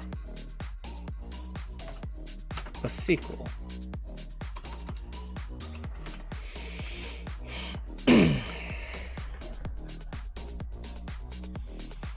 Yeah, I'm gonna go bad to best. I'm gonna go bad to best because the bad one is quick. Yeah, bad to best. For the sake of, in my opinion, I'll just say we'll just start off. We'll just start off with the bad ending to get onto. We'll just start off with the bad ending. Yeah. Because I think if I add more to that sentence, I'm just gonna ramble again, you know? Oh, excuse me, that was loud, I'm sorry.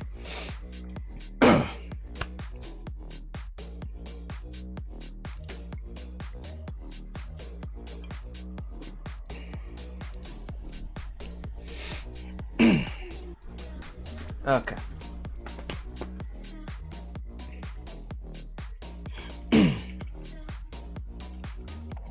Actually, I want to change that. Let us begin with the bad ending. If the player doesn't collect all fragments of the memory rocks, then the player's character absorbs all of the Kreen relics and is overtaken by frenzy, thus becoming the Queen 2.0. This, however, is immediately stopped by Louis. As we learn from one of Louis' memory fragments, he was unable to stop. He was unable to bring himself to kill Cruz, which enabled her frenzy to take over her, and as such, the second apocalypse event happened as we know it. The message I need to take care of, hold on. Sure isn't.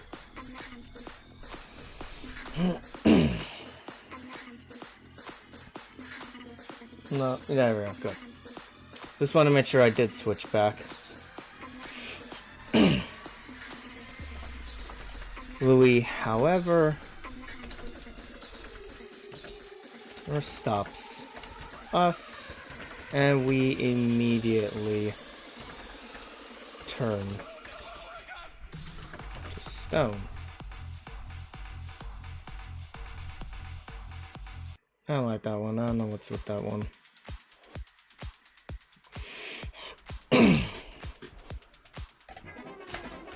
We then see a follow-up cutscene where everyone from Yakumo to Mia and Jack have taken the places of their friends as 2.0 successors, and Louis has taken Silva's spot upon the Blood Throne, cursed to sleep forever to uphold the barrier that stops the horrors from entering the world of Vane. I meant to explain the dome.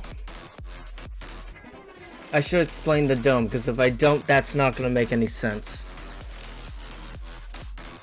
Where to put that?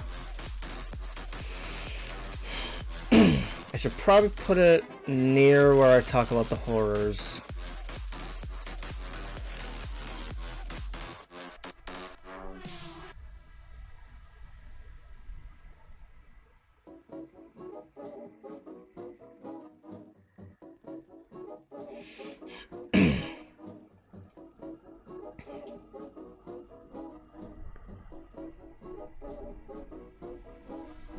Yeah, around here. Takes around, however, learned that the apocalyptic event was one after the other. Emerged from the horrors. But the Revenant was created in the first place. He also. Oh wait, no.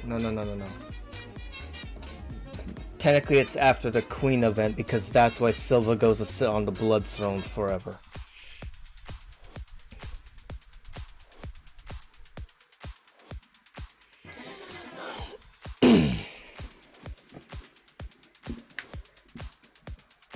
Actually, should be around here because it's about Silva. But, well, and if that's Silva. Silva, whom we meet during our memory section.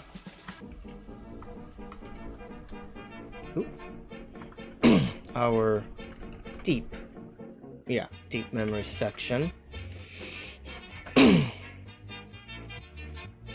In fact, Silva.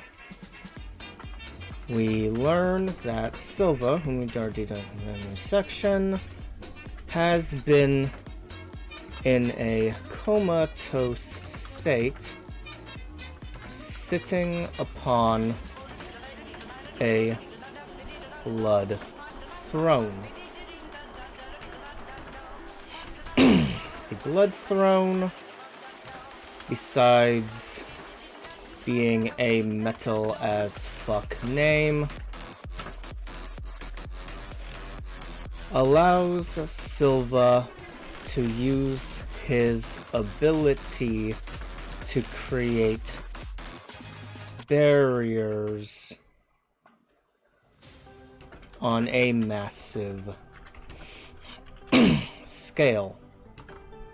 This is where we learn that the world of Vane is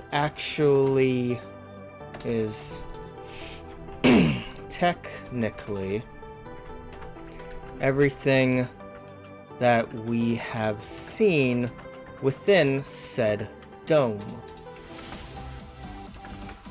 Within said dome shield.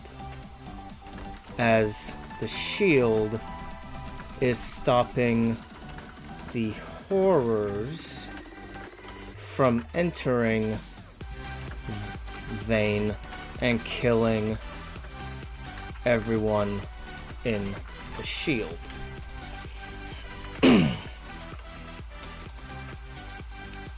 Once Venus is defeated and returned to reduce ash, we need to raise the silver sound from frenzying, and as such, from the stop from frenzying,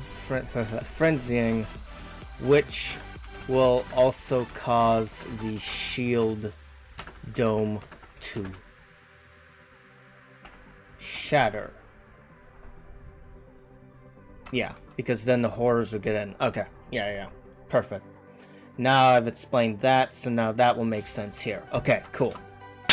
Love that.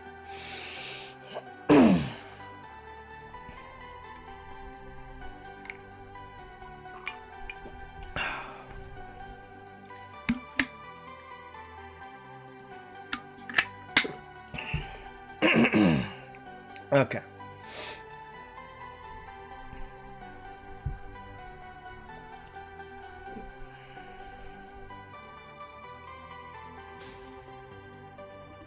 All right.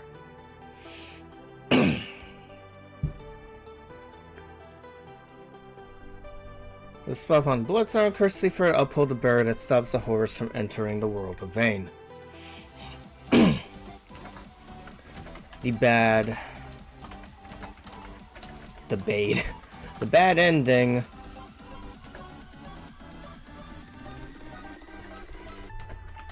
then cuts to then fade cuts to show Io sitting at the first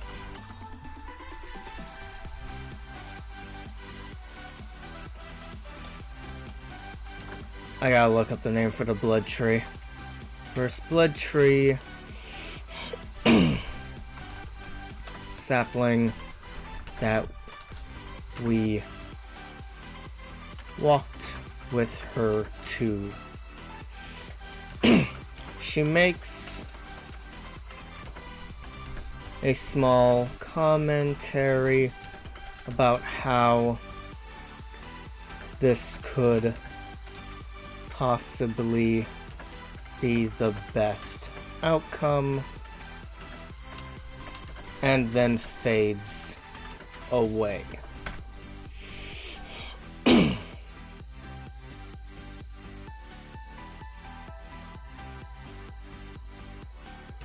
Thus ending the absolutely worst ending of this game.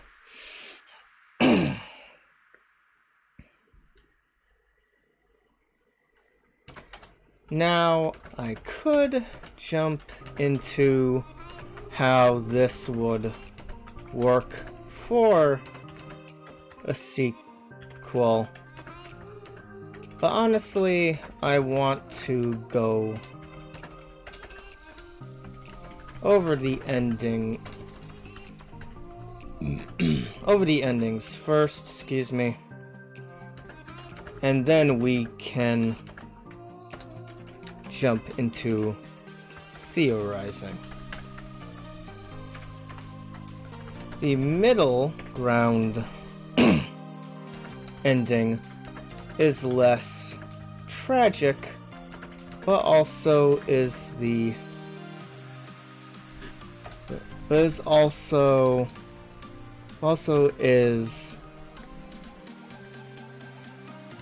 tragic for even more reasons. I will explain. If the player has collected the memory fragments for the successors for all of the successors, but did not collect or view all of the attendance memories, then the player sees their character absorb all of the Queen's relics, but their character doesn't succumb to frenzy. Instead, we then see our character take Silva's place on the Blood Throne and enter into the comatose state, thus allowing the barrier shield to stop the Son of Asher to continue and stop all horrors from entering Vane. However,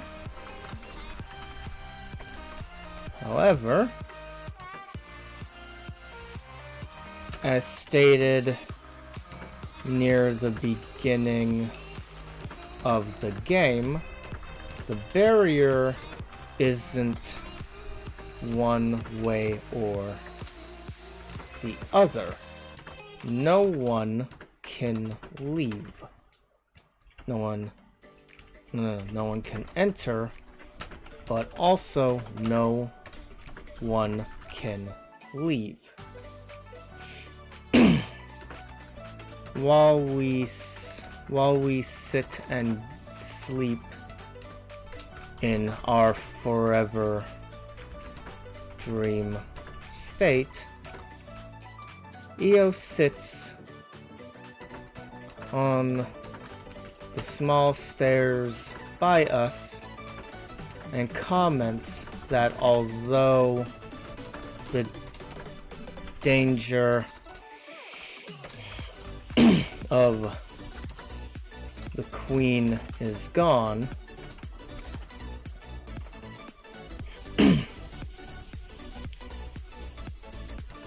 so are the blood beads, which I didn't mention at all. Ah, crap baskets, I need to talk about that. Okay, we gotta go back again.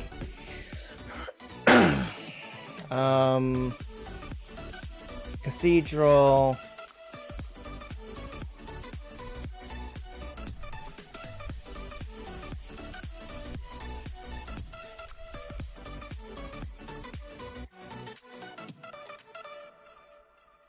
I'll put it here, yeah. Actually,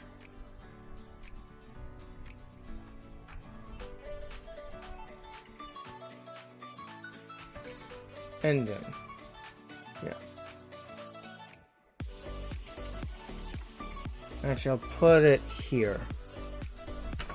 Yeah, we also learn that within the cathedral, Louis' sister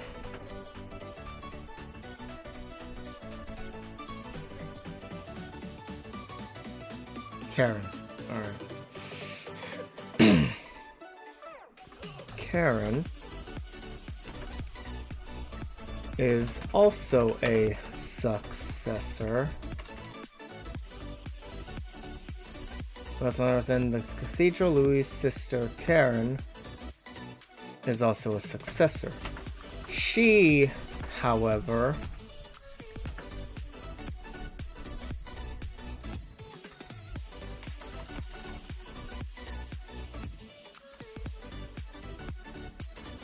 she is in a dreamlike trance and is the source of the blood bead items within the game.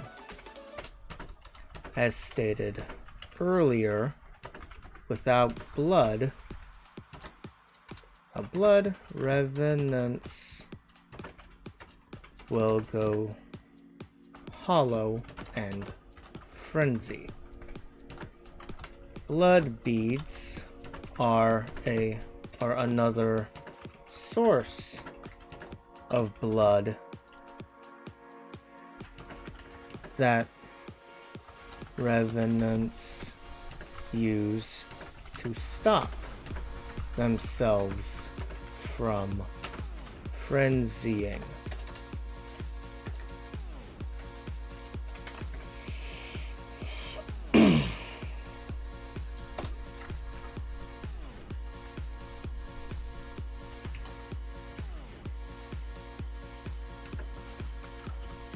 There we go. Now that all makes sense there, and now we can go back to this. So are the blood beads.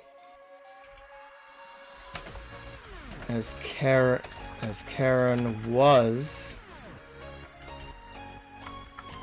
a successor. What's there? But we absorbed her relic as well. This means that if all humans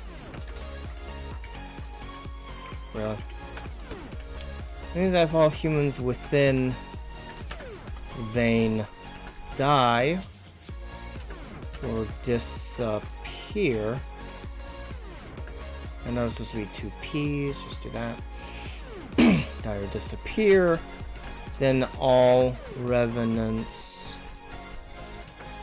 within Vane will eventually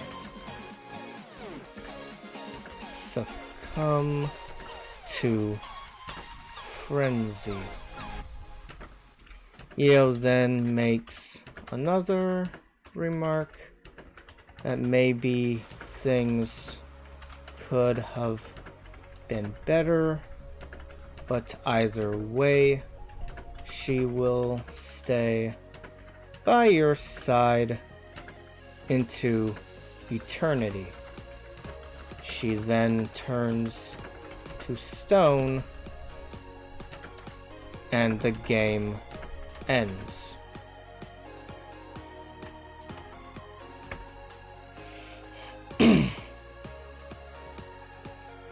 Should mention, yeah,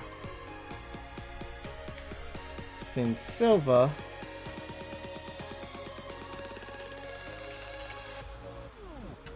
however, this second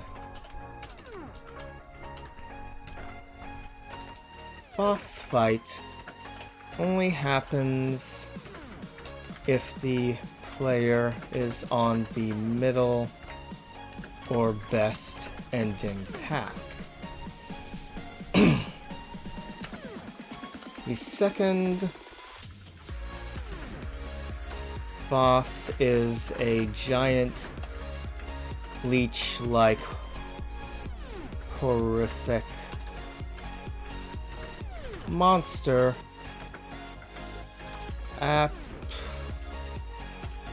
aptly named the Queen Reborn, and defeating it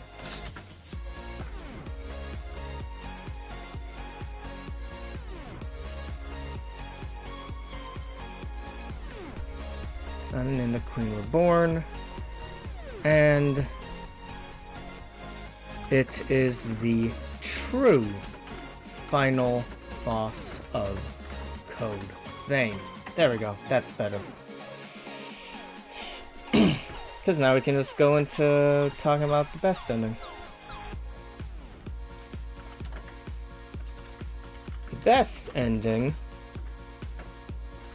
is a hell of a lot better, in my opinion.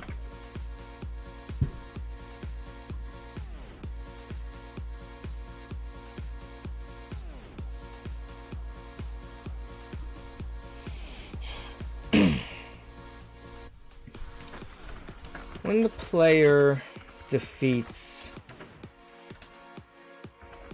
the Queen Reborn, we see that it turns into a statue, but it also starts to regenerate out of the statue state.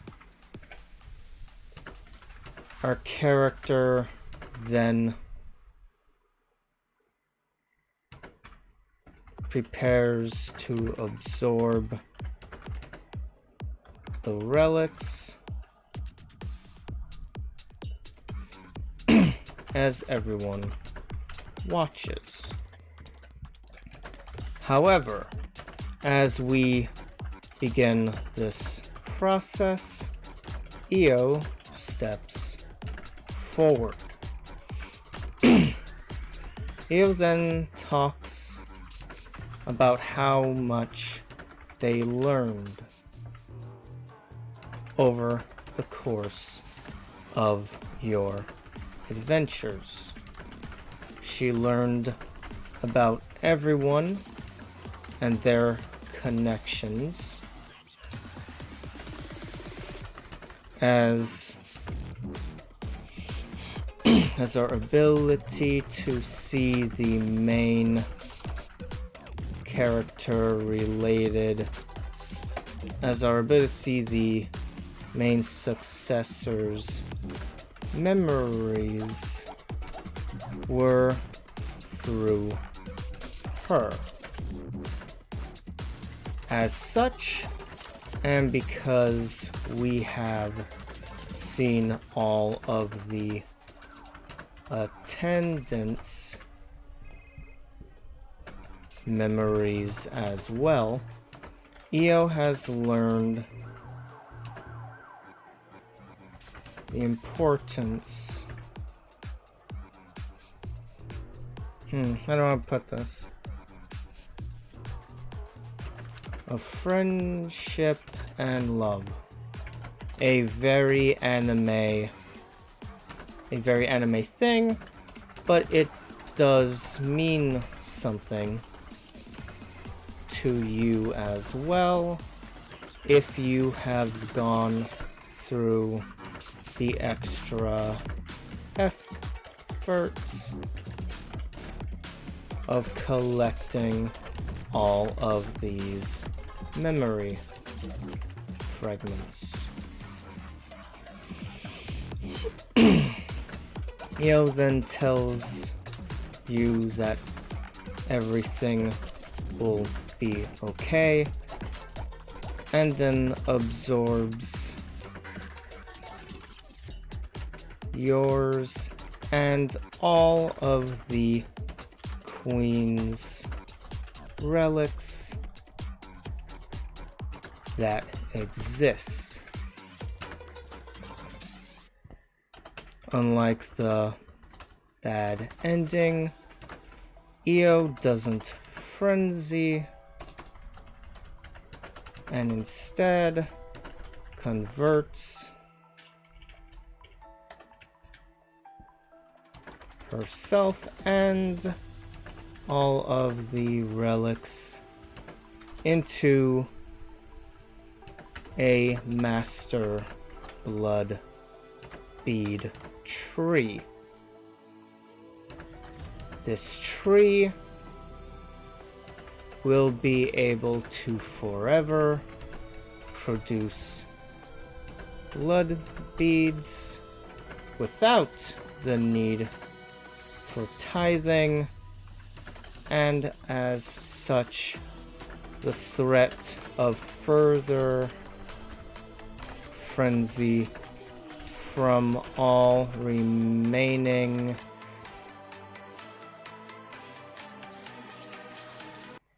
shut up. This song's annoying me. For titans such as the threat for the frenzy from all remaining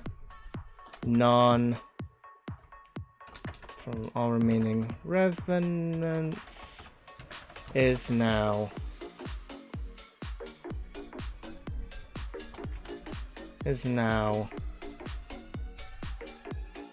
threat for the frenzy from all is now taken care of.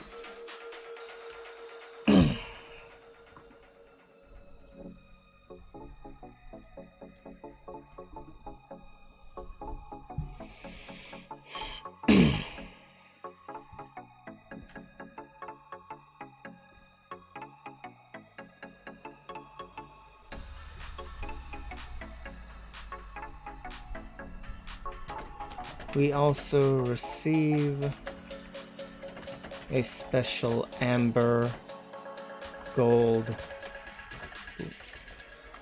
blood bead from the tree. Cutscene ends with us back in our HQ castle. We can then interact with and talk to everyone, including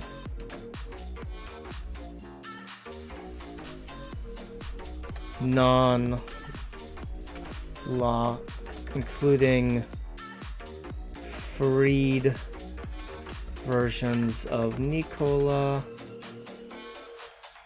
and other characters that Mito had experimented on.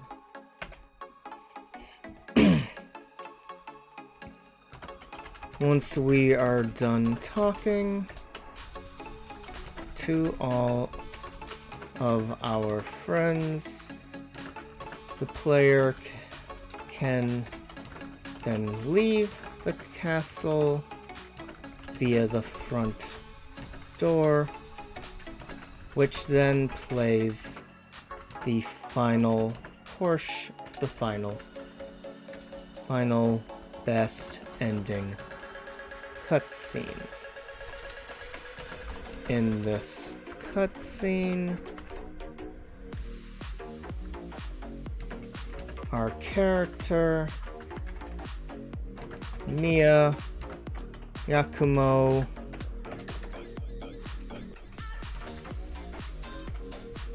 Louis, and our weapon smither, what is her name? Rin? Rin,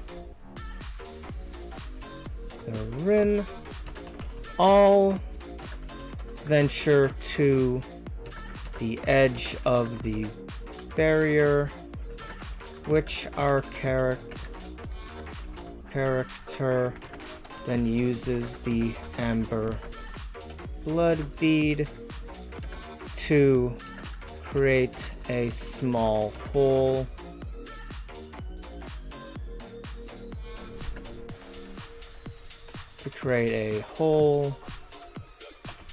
to leave the barriered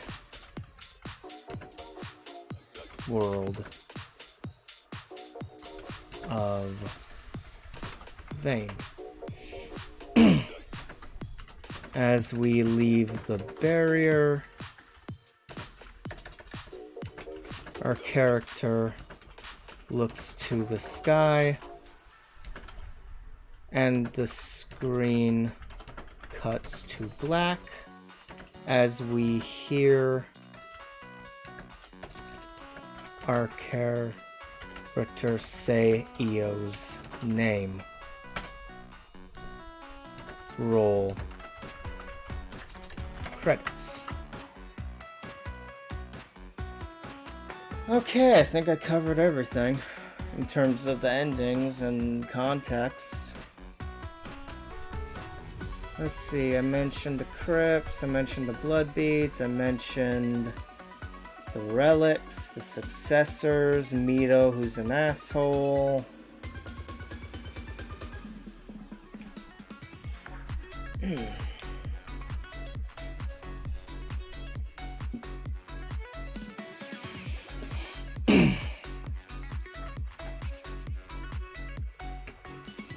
Alright, so now we're going to talk about possibility. And that is the story of Code Vein. From beginning to end, and to all of its ends.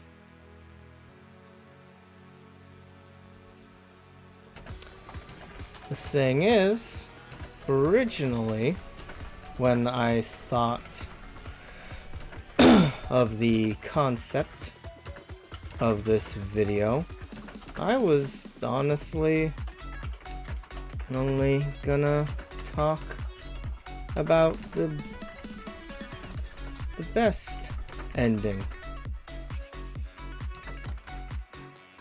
However, as I think I mentioned, the more I thought about this, the more I realized that all three endings technically can work as jump off points for a possible sequel. Even if that rumor was debunked, I honestly want to... I don't need to say that, I already said that earlier. So, debunked or not, well, it was debunked, I can't say that. So,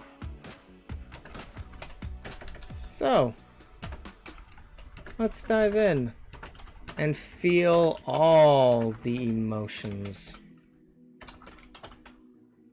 Yeah, that works. That works for me. I like that.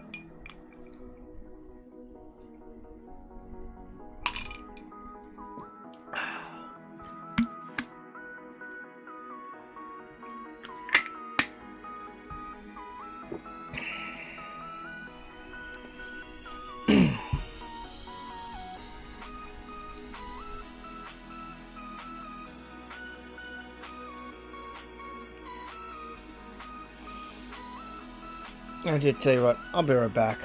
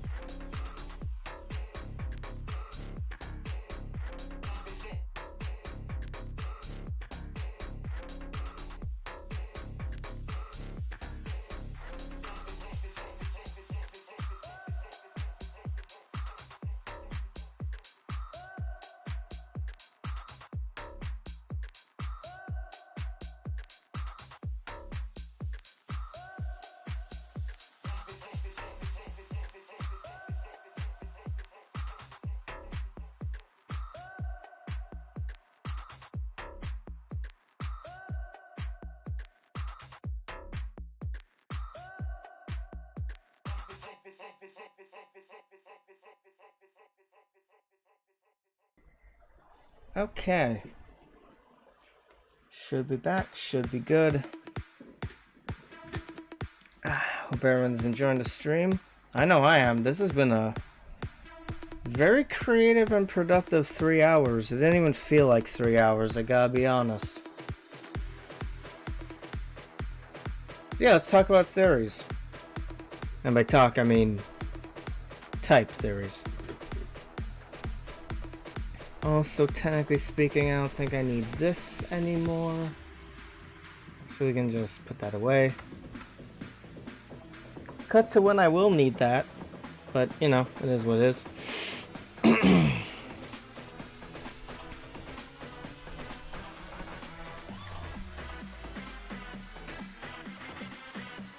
Alright. So, the bad ending. Depressing and tragic. This ending has a lot of potential, though. Remember, like most Souls-like games, Code Vein starts in a world that has had an apocalyptic series, excuse me, of events. As such, leaving the world in essentially the same state as when our character re-entered the story,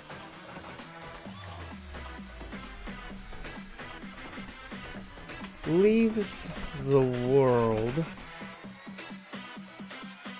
the way we found it. As such, there's nothing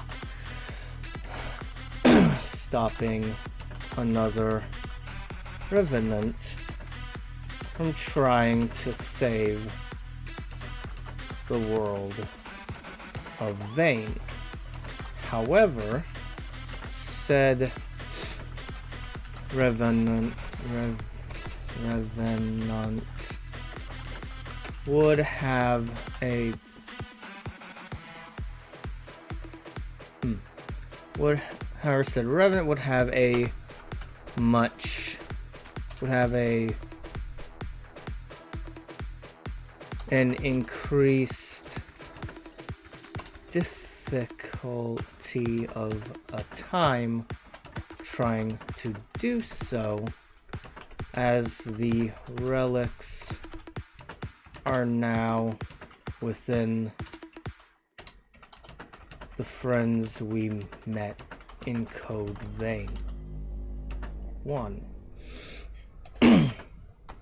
A main character of Code Vein 2 would in essence have to have main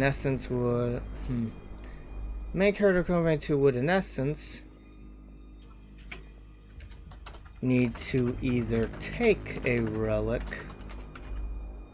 from one of our friends, find a relic that is unknown,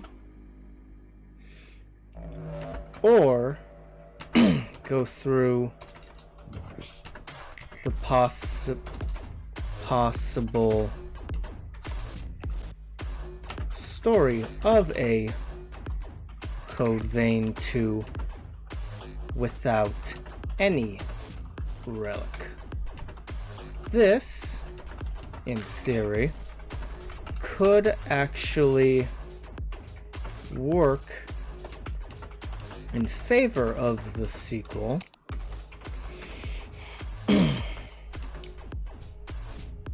as it would be interesting to see if said relicless Revenant would be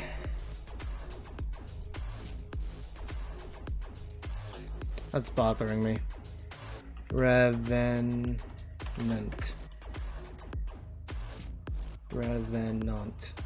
Yeah, that's what I thought.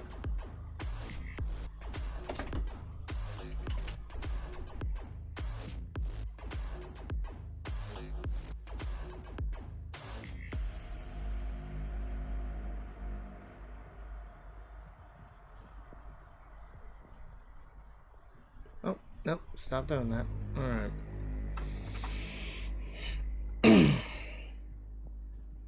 Okay. If a reckless Revenant would be able to juggle between different blood codes, as our character could do that mainly because of the Queen's blood relic.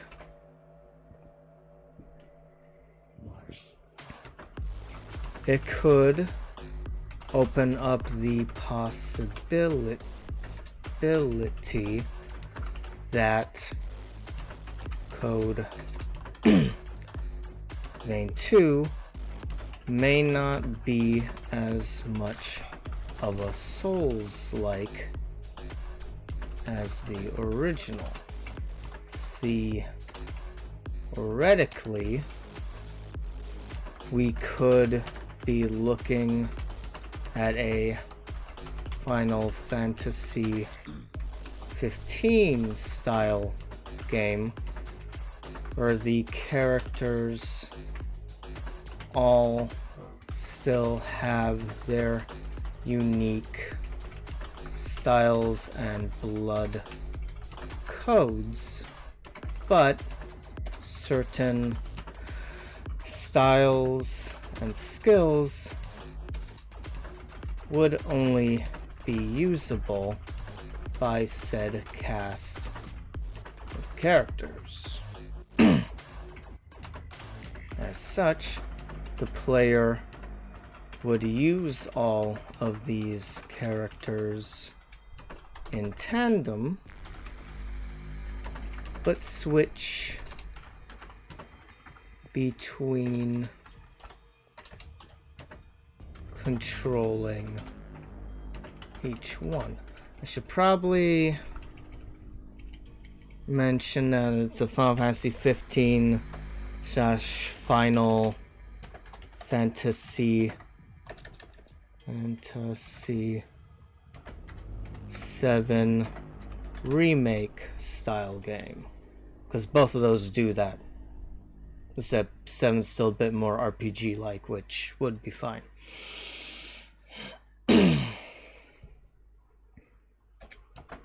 If not that, then who knows? And who knows? Maybe the character, maybe the player character of Code Vein 2 would have another ability that would still work for the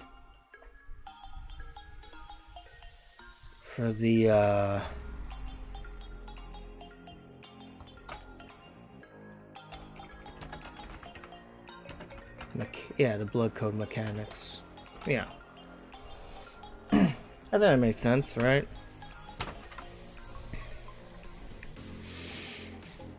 I need to see who I know that's actually finished this game and see if they'd read over this, if they even remember the things. I remember Ven was playing it, but he didn't finish it. I don't know. I gotta check with people.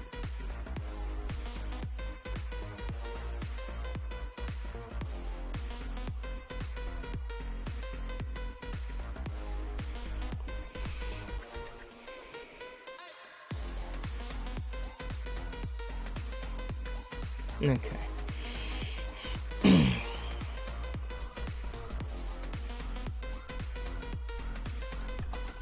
Besides mechanics aside, story-wise, if we jump off from the bad ending,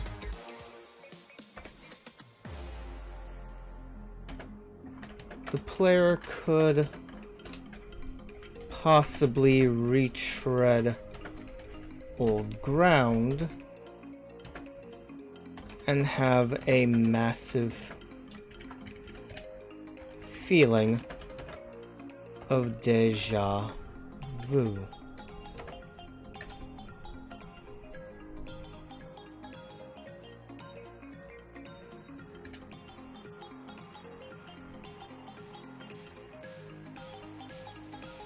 Yeah. Feeling of deja vu. This shouldn't be the entire game, though, as having the player replay all events, all locations, would essentially be walking the Kingdom Hearts chain of memories line, as that game was essentially the first game, but a card game, and so on.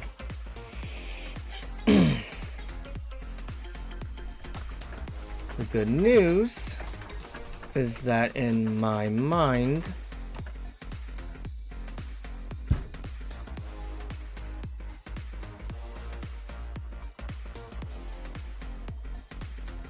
One moment.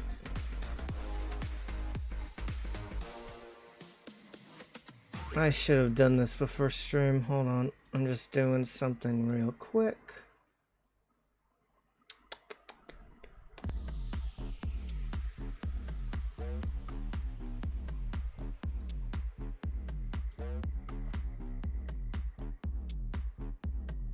Okay, that should be better. Alright. My mind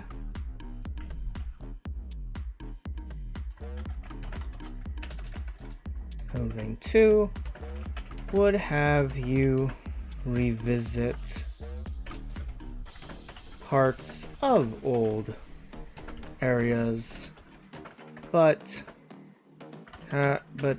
take the player to all new locations and sections that exist within the world of Vein. As far as story, I would have to presume that given the glum bad ending, the player and their party of characters would more than likely trying to leave the barrier, which in turn could possibly lead them to Louis and the others having to fight our old cast of friends who are now the new batch of successors would be an emotional task for the player, and as such it would add more emotional attachment for us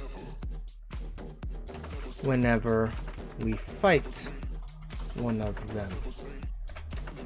A good juxtaposition.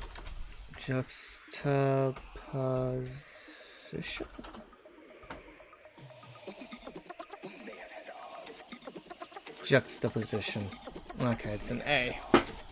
A good juxtaposition, considering that the emotional ties in Code Vein are for the characters within the game, whereas for 2, it would be for all of us that played Code Vein and actually care about its cast.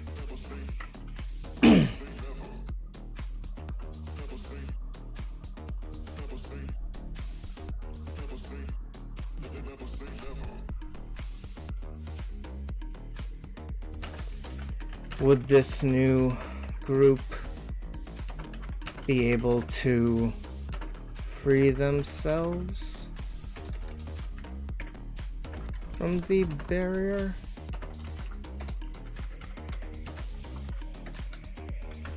Would they be able to best the horrors outside? Or would they inevitably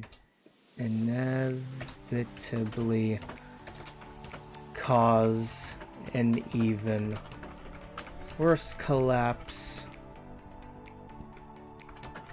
where the barrier goes down and the horrors become a massive problem for all those within. These are the tragic and real questions a Code Vein sequel using the bad ending would possibly present. A new story with even greater stakes at this point for both the in-game cast as well as Code Vein's player base.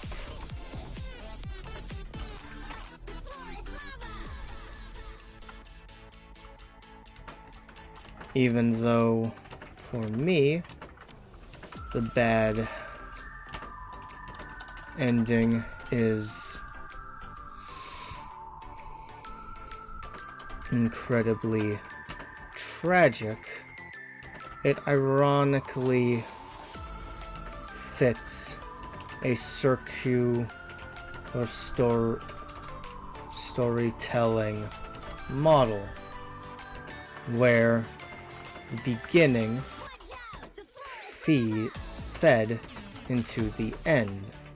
Nothing has changed, and yet so much has.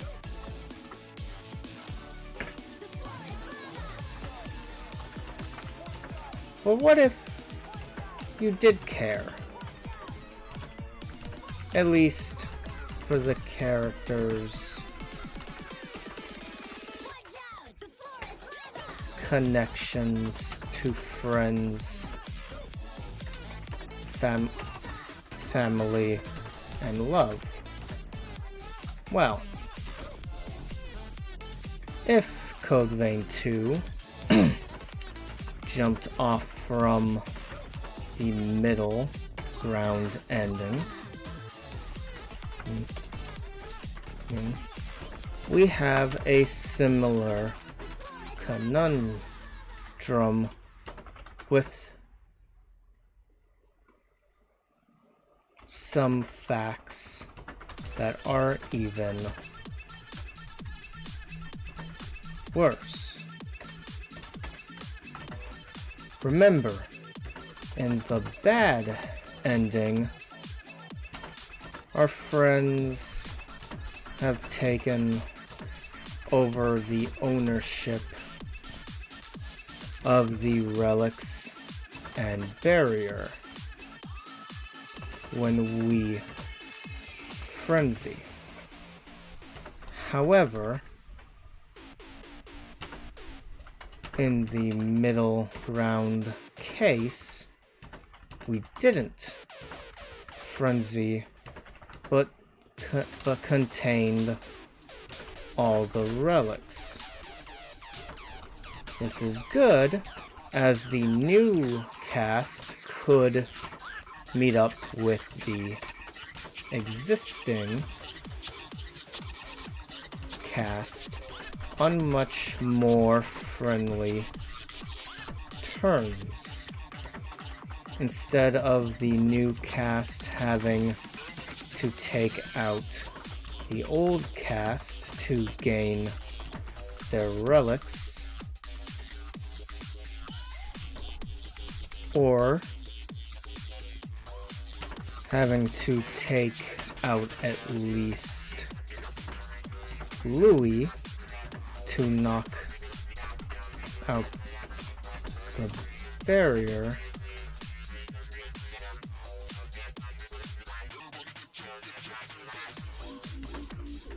Both casts of characters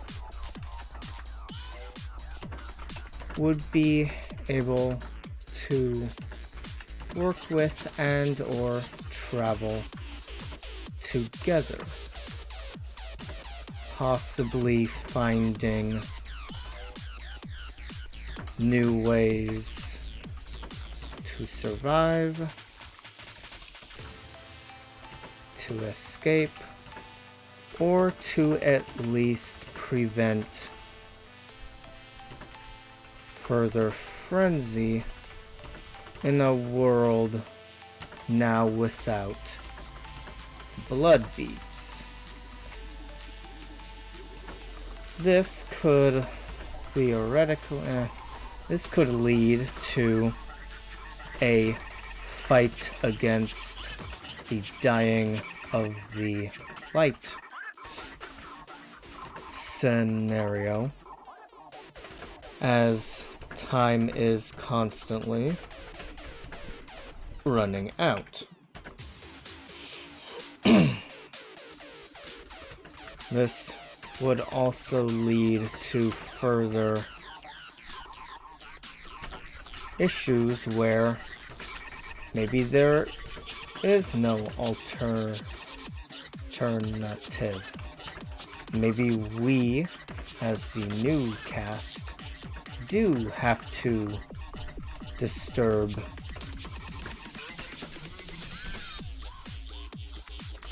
the main protagonist of Code Vein. This, of course, would lead to conflicts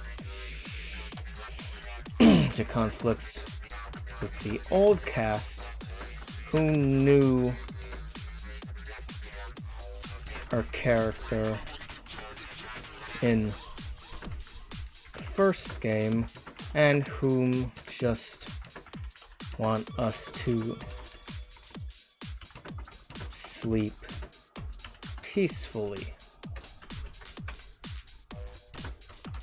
eventually culminating in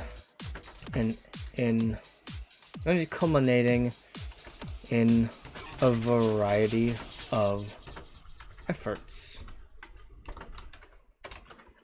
Maybe the old cast will vow and ensure that we will sleep forever, thus having both casts fight, possibly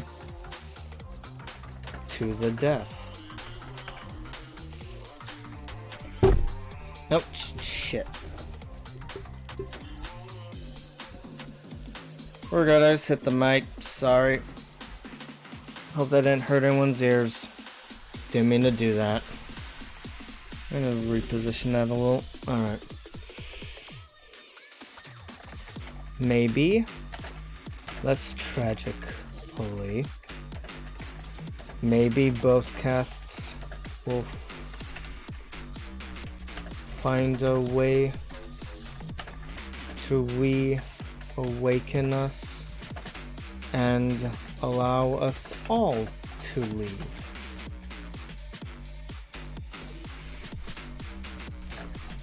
Though reawakening could lead to the further threats of the Queen Reborn, whom we contain.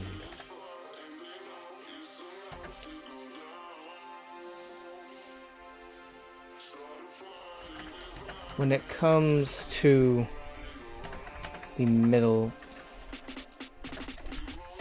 ground ending, ironically,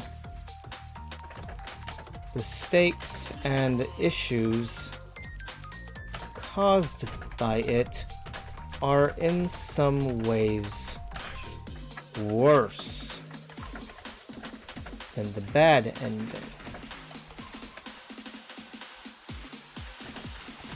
At least in the middle ground ending, the original cast were able to reconnect and reunite with some loved ones and friends. But this means that if a new cast has to disrupt the world of Vayne to attempt to gain freedom, the conflicts within would possibly be more severe, leading to much more tragedy and possible loss. Not to mention waking up our character from Code Vein could also mean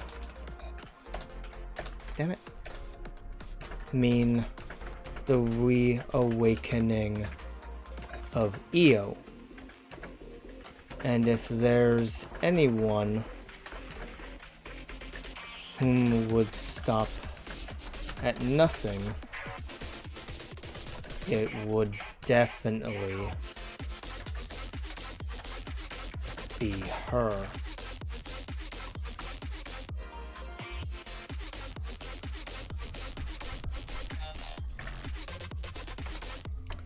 Tragedies aside, what does the best ending give us? Well, in all honesty, that is quite intriguing. You see, as stated before, a good chunk of the original cast straight up leave the barrier zone in the best ending. This means that two things could happen for Code Vein 2. Either A new player character awakens in the barrier zone, meets up with the remaining OG cast, and then proceeds to try and fix any problems within. These problems could be the already existing Lost, still trapped inside the not unleavable, still trapped inside the barrier.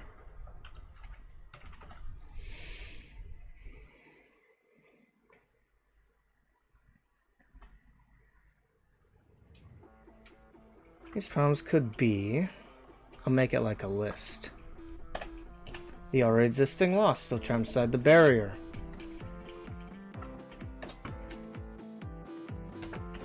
A new threat that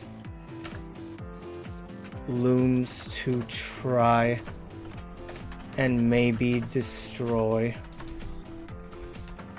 the Master Blood Bead tree. Possibly the threat of the outside horrors and Lost trying to get into the world of Vane. Any and all of these possibilities do make for an interesting group of theories. After all, if near the end, the group of the cast that left,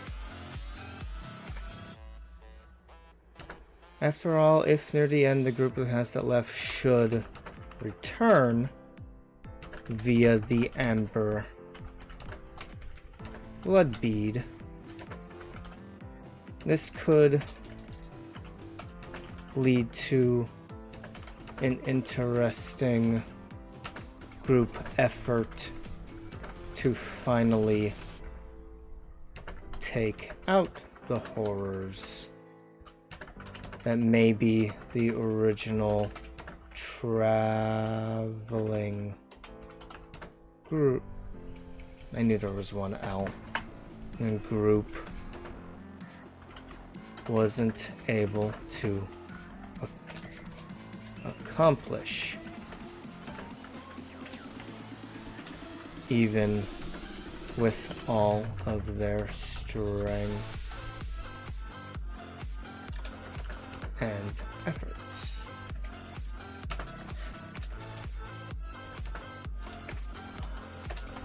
On the other hand,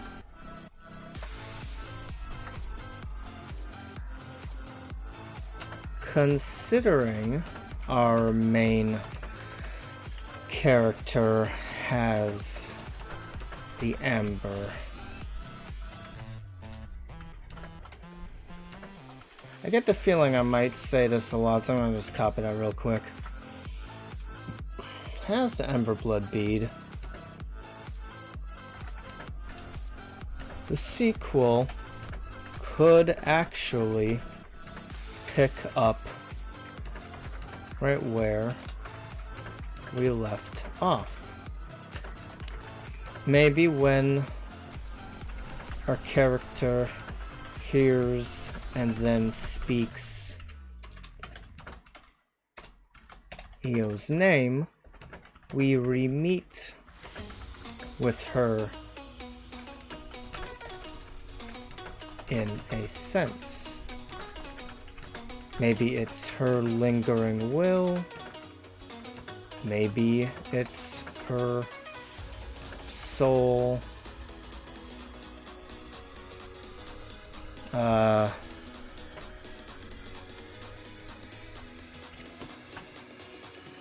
What's that phrase?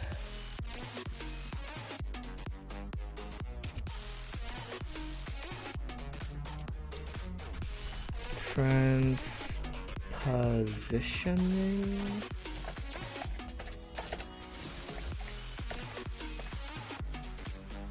And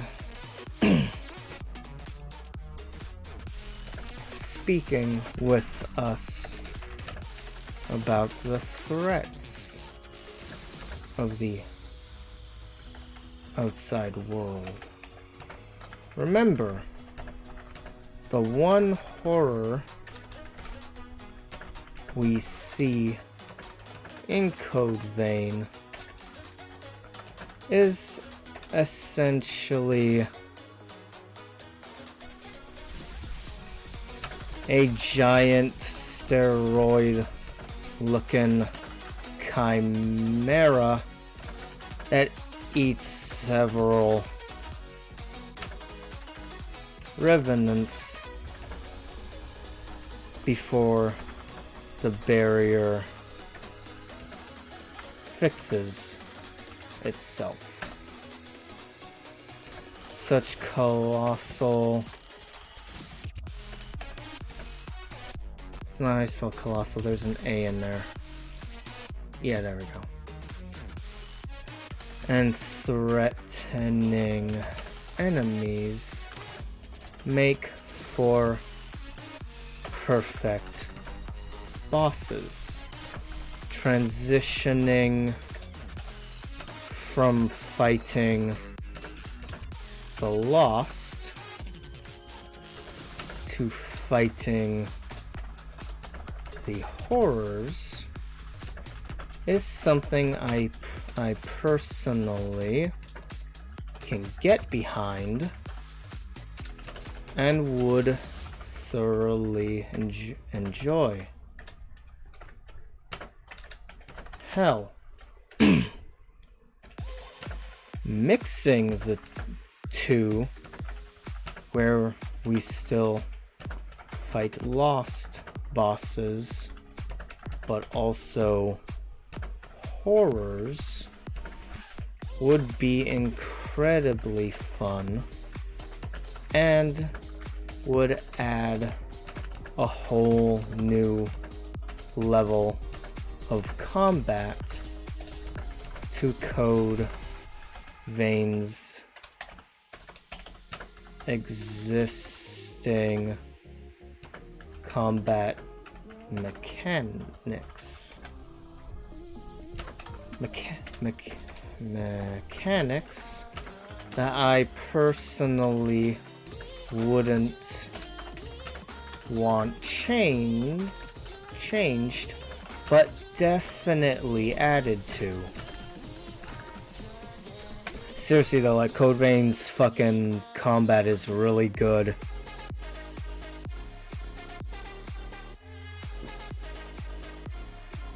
So yeah, I legitimately wouldn't want them to change anything. I would just want them to add and improve. I guess improvement would be like take out some of the more useless skills, but then again, everyone has different playstyles, so you know. I might think they're useless, but maybe they're really good. I technically never used the blood magic. I don't even remember what it's called, it's just easier to say blood magic. But like I did use some spells, but most of them were to like buff my attacks or my defense or add status effects, so you know. Some of the ones where you like open portals and throw spears at people and shit like that, like cool. Very cool. Very visually impressive, but also did varying damage because I wasn't speccing into... Actually, no, when you level up in that, it just levels up stats. That's right, never mind.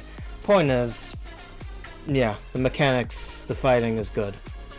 Fight good, yeah. Alright, added to.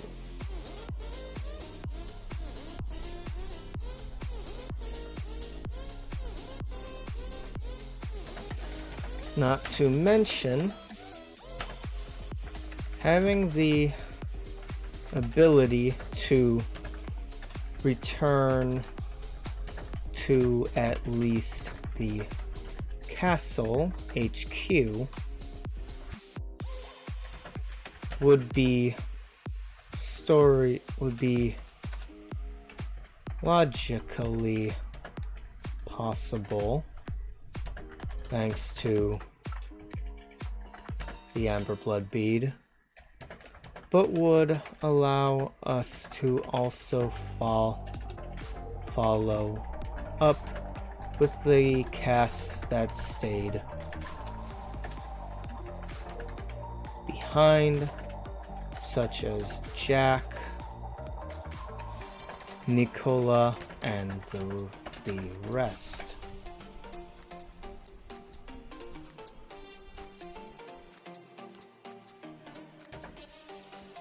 Exploring the outside barrier world, in my opinion, should take the main stage, as the internal government of Vein can work with the Revenants to keep the in-barrier world stable and fix any issues there, thus leaving the horrors outside to us and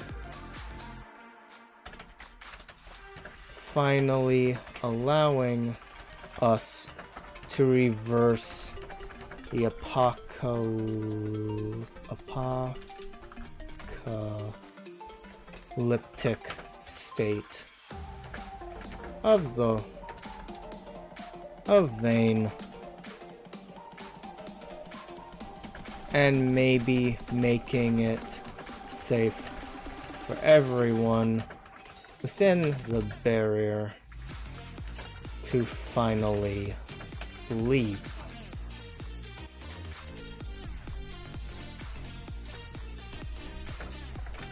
This could culminate with final fights against the forces, if any, that released the horrors, or at least allow us to possibly, or at least allow us to reseal them so that they are no longer a threat. At least for the time being. And if they wanted to eventually make even more Code Vein games, thus making Code Vein a series.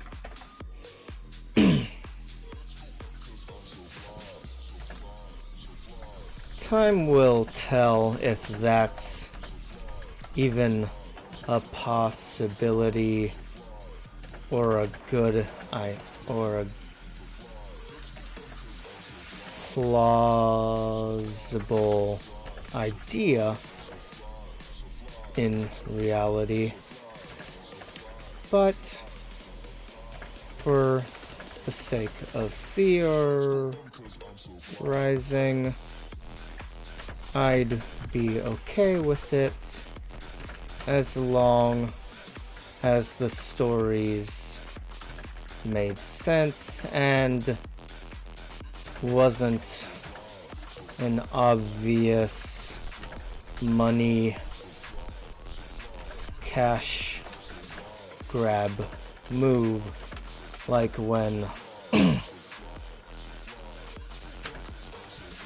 Shonen Jump made what's his name create Boruto and other similar money grabbing moves made by other companies.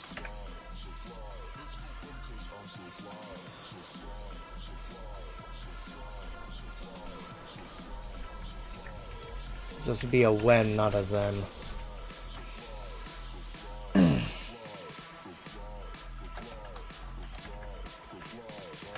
Seriously, we didn't need more of that.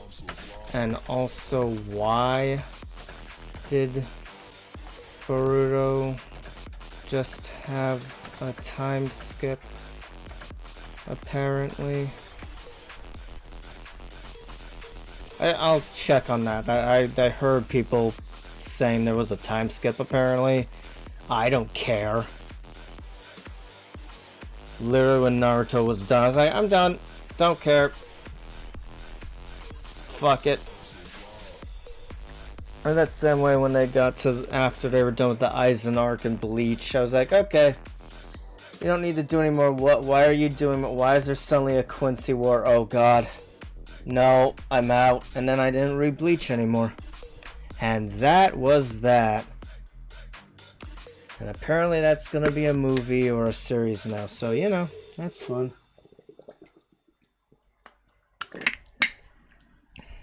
Now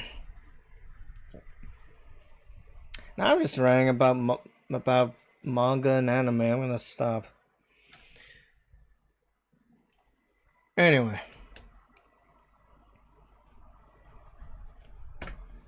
What did I put on my friggin' outline?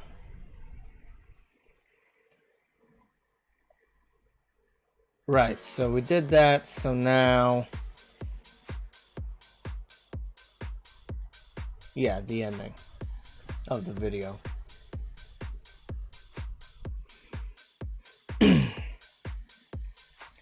How did I divide this? I did a division thing where... Intro, body, there we go. Ending, wrap up for video. Perfect. It's a good thing we're getting near the end of the script because my wrist is starting to bother me. Although, in all fairness, I've been typing for almost 4 hours straight.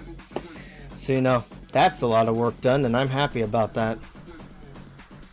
Oh, message.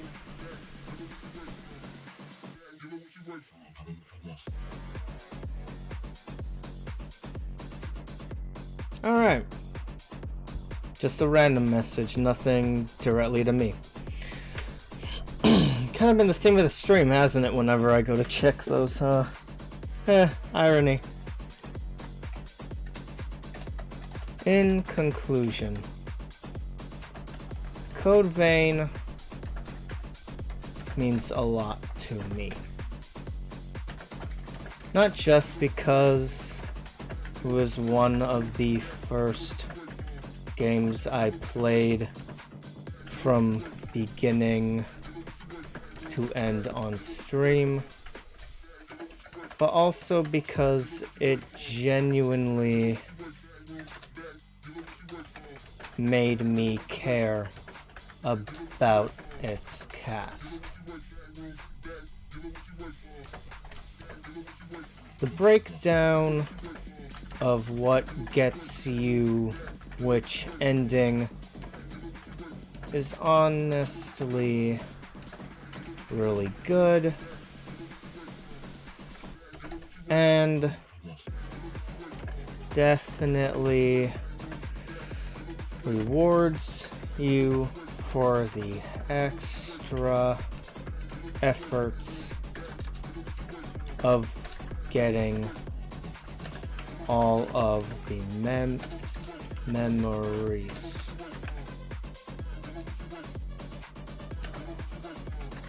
Even though the leak list was debunked, and even if we don't get a Code Vein sequel, in my honest opinions, the world of Vein still has a lot of promise.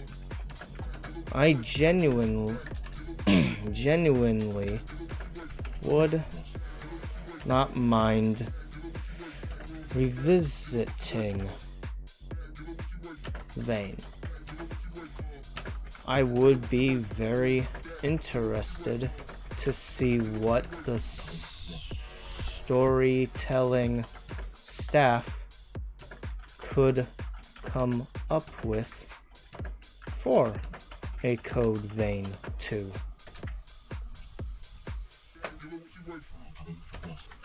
Would it lead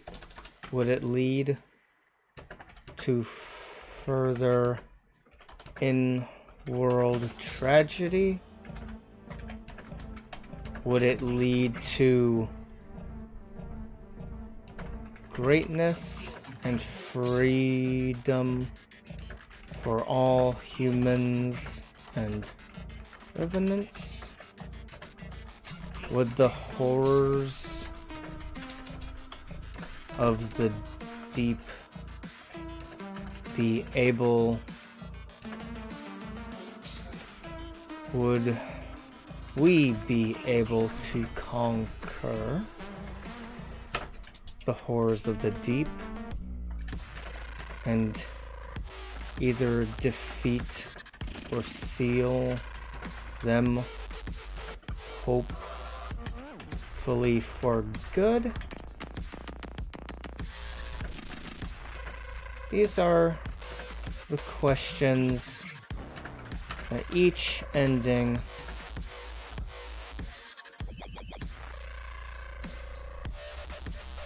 no. That each ending has me wondering. These are the many reasons why a Code Vein sequel could theoretically work. And I would happily give Bandai Namco my money. Insert obvious Fry gif here. But in the end, Code Vein does tell a great story. One that I honestly think people should experience and invest the time into. If you enjoy Souls-like games, or even if you haven't tried any of them, I would definitely recommend Code Vein 1.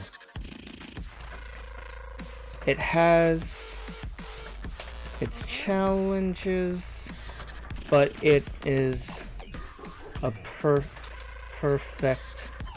game to jump into if you've never played any other entry in the FromSoft Souls series.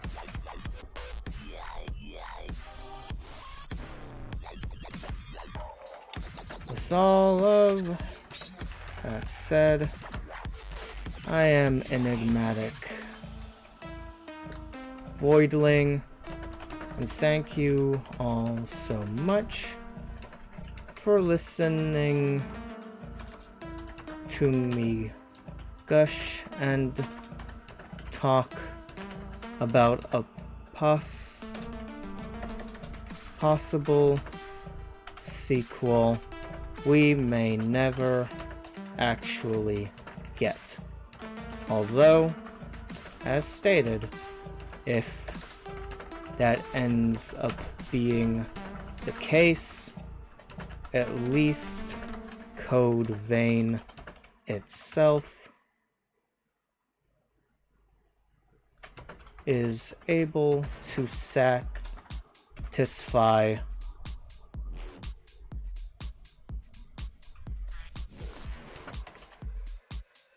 anyone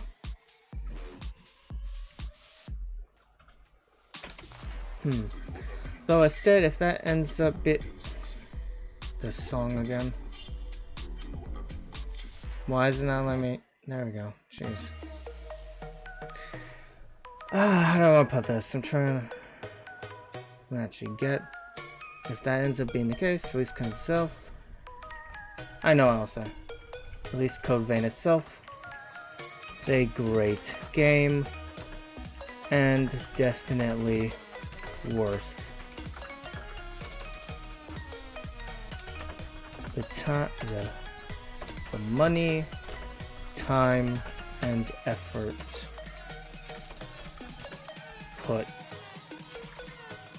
put into it. Though I say, if that ends up being the case, this Code Vein itself is a great game, and definitely worth the money, time, and effort put into it.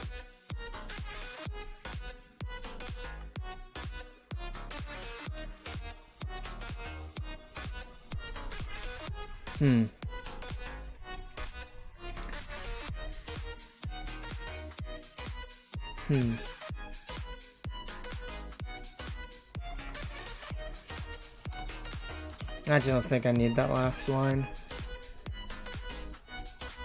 I think saying thank you for listening to me gush and talk about a sequel we may never actually gets a good end line. I think.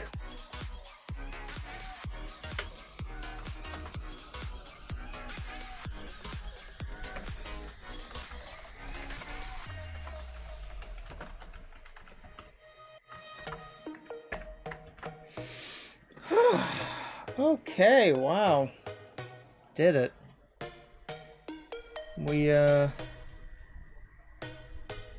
basically wrote 12 pages worth of script in 4 hours. And I'm not counting the outline. The outline was just to help with this, but yeah, we did it. I think that's good. I think that's good. And I also think I'm gonna stop there because, yeah, my wrist is sore from all the typing, which makes sense. So next time, because we will continue this video creation, next time I think, when I get a chance, I'm gonna go in and record all my audio. I even titled it Konami, no wonder I got mixed up, whatever. Anyway, I'll go in and I'll record all my audio for the narration, which is essentially what I just typed. And I'll have it in here somewhere. And then, we'll get to revisit all my old footage. And, yeah, we'll make a video. Yep, that's gonna do it. I'm gonna literally roll credits.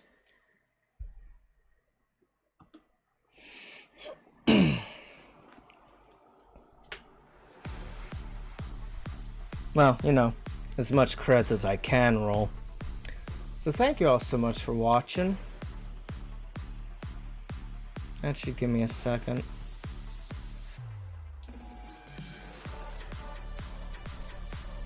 That's fine. I guess I don't really need those at the end. Whatever. I'm gonna raid someone.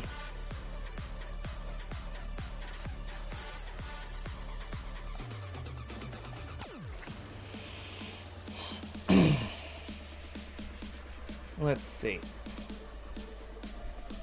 Who is on?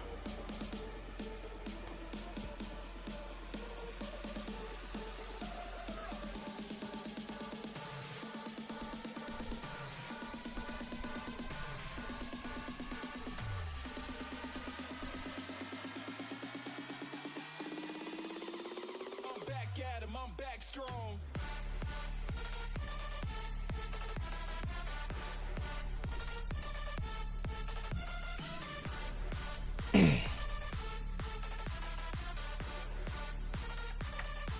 Alright.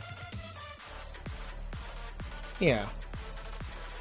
This should not be a surprise. Alright, Matt. He's doing art. So yeah, I will be taking off from stream next week until we hit Friday, which is when Splatoon comes out. Whenever I get my copy, I'll announce the stream, I'll go live, and then we're just gonna hit Splatoon 3 running. So y'all have a great day, take care, and I'll see you later. Peace.